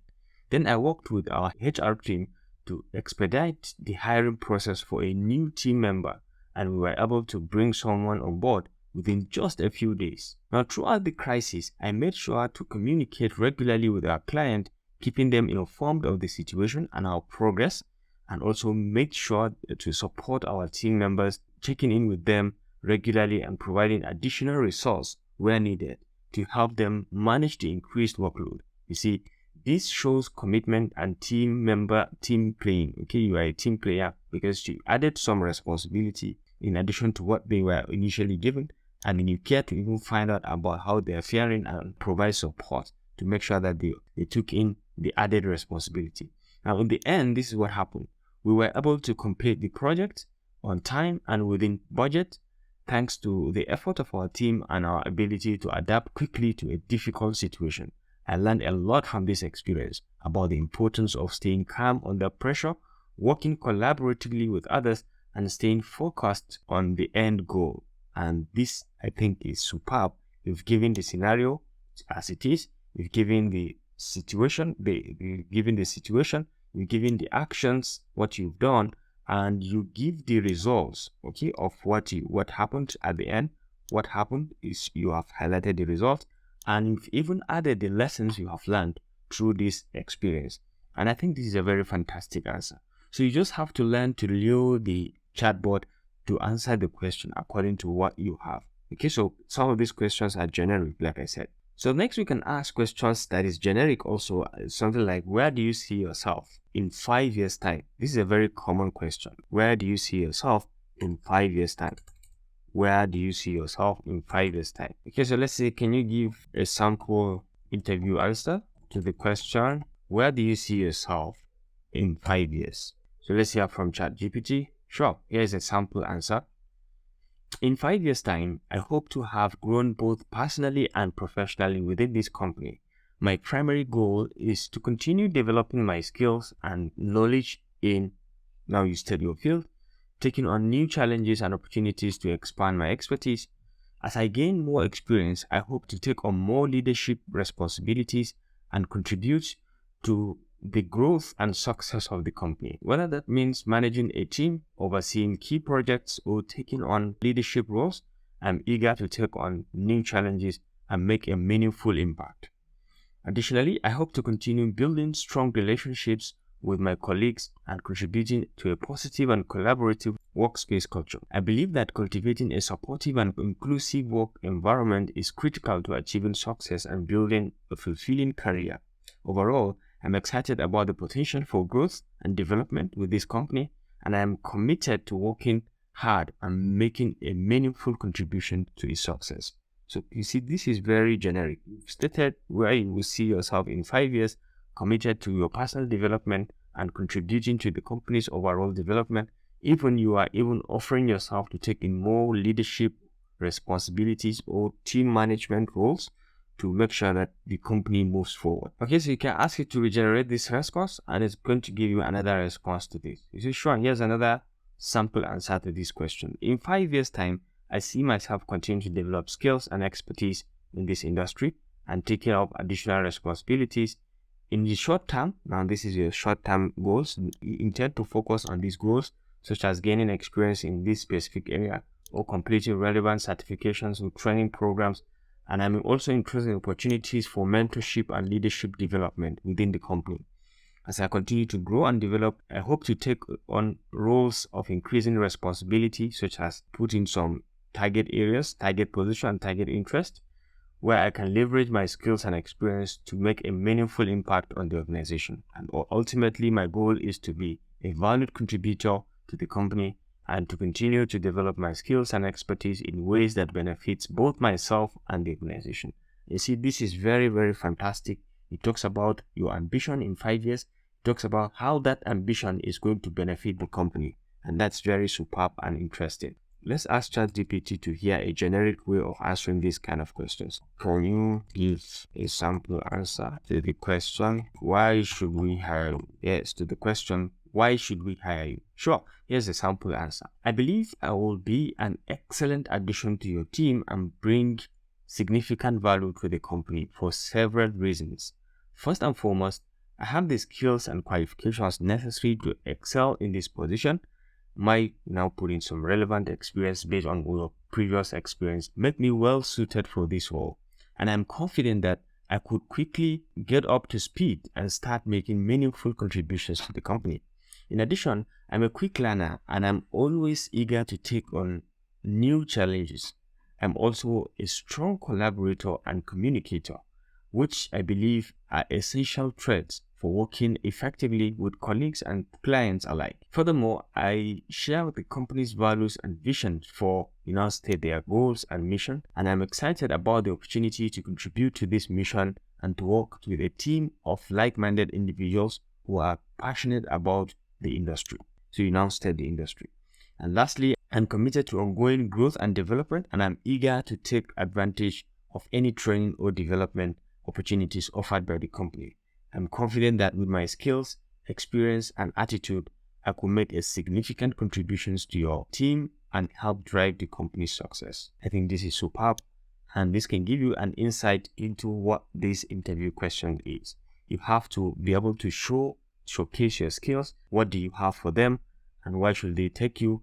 How is your expertise or skills related to the company's goals and missions and visions? Okay, you have to align with all these and tell them how committed you are to their own growth and what kind of benefits you are bringing on board. So I think this is also equally very nice, and you can also drive through. If you wanted to regenerate the response, you can regenerate, or if you want it to be specific, citing some of your achievements or some of your skills, you can still do that. So just go ahead and play around with the chatbot and see what you can prompt in and what response you can get. So another question I often see and I see interviewers asking is, tell us about your biggest failure. So let's ask ChatGPT, can you give me a sample answer to tell us about your biggest failure? Okay, sure. Here's a sample answer. One of the biggest failures I have experienced was during my time as a project manager for a software development team. We were working on a critical project for a client, and despite my best efforts, we ended up delivering the final product several weeks past the deadline. So you see, you have stated the situation, you have missed a deadline. Now, looking back, there were several factors that contributed to the project's failure. First, I didn't have a clear understanding of the client's priorities and didn't communicate effectively with them throughout the project. Additionally, I didn't anticipate the scope of the project accurately, which led to delays and cost overruns. So while the failure was certainly disappointing, now you want to turn it into a strength. You've already stated the fact that you failed.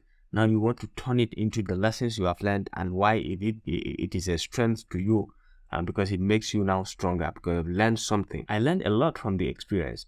In particular, I learned the importance of effective communications and collaboration, as well as the importance of setting realistic expectations and managing scope. I also learned the importance of taking ownership of my mistakes, and using them as opportunities for growth and improvement. So since then, I have taken steps to ensure that I didn't repeat the same mistakes. For example, I've become more proactive about communicating with clients and stakeholders and ensuring that I have a clear understanding of their priorities and expectations. I have also become more diligent about project planning and risk management to avoid scope creep and delays. So while the failure was certainly a setback, I believe that it ultimately made me a better project manager and more effective team member. I'm grateful for the lessons I learned, and I'm committed to continue to grow and develop as a professional.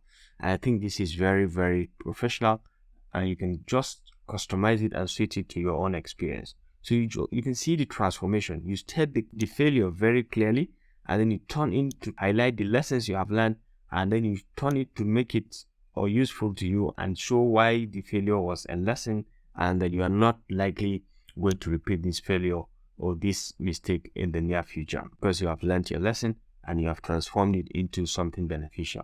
So this is basically how to interact with this chatbot and have it answer most of your interview questions. Okay, so let us ask the last question. Can you give us a sample answer on this? How do you manage your time and prioritize your tasks? Sure, here's a sample answer. I believe that effective time management and task prioritization are essential skills for any professional, and I have developed several strategies to help me stay on top of my workload. First, I like to start my day by reviewing my to-do lists and prioritizing tasks based on their urgency and importance. I use tools like Trello or Asana to organize my tasks and ensure that nothing falls through the cracks. I also like to break down larger projects or tasks into smaller, more manageable subtasks. This helps me to stay focused and motivated and makes it easier to track my progress. In addition to prioritizing tasks, I also find it helpful to schedule blocks of time for specific activities such as responding to emails or working on a particular project. This helps me to avoid distractions and stay focused on the task at hand.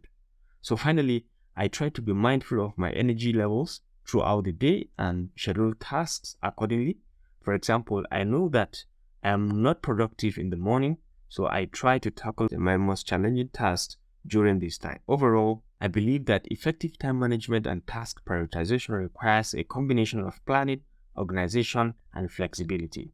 By using a variety of strategies and being willing to adjust my approach as needed, I feel confident in my ability to manage my workload and meet my deadlines.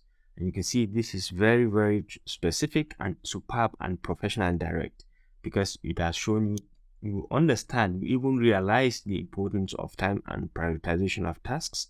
And then you specifically employ digital skills, okay, by using Trello and Asana, which are very, very interesting software that you can use to manage your time and assign your tasks and be able to follow up on all your tasks and get them done on time. So, and then you have stated other ways that you manage your time as well. So this is a very generic and comprehensive answer that anyone can give. You can go ahead and learn from it, see how you can customize it to suit your own experience, and you can even cite a specific example where you show the prioritization of tasks and time management schedules and strategies. So ladies and gentlemen, this tutorial is just to show you how to, on your own, subjectively relate and interact with ChatGPT to be able to answer critical and difficult interview questions. I hope you enjoyed this video. please go ahead and play around with the prompts, give a different kind of prompt, depending on what kind of interview you are going. Try to see how you can relate the text, the questions, and ask it to give you an idea. And then by that, you'll be able to see how you can respond, how you can coordinate, how you can customize the responses to fit in your experience. All right, you now have an idea into the wonders of this chatbot that's up to change the narrative in the tech world. Feel free to apply it to your next project to keep enjoying its benefits to humanity. Thank you and see you around.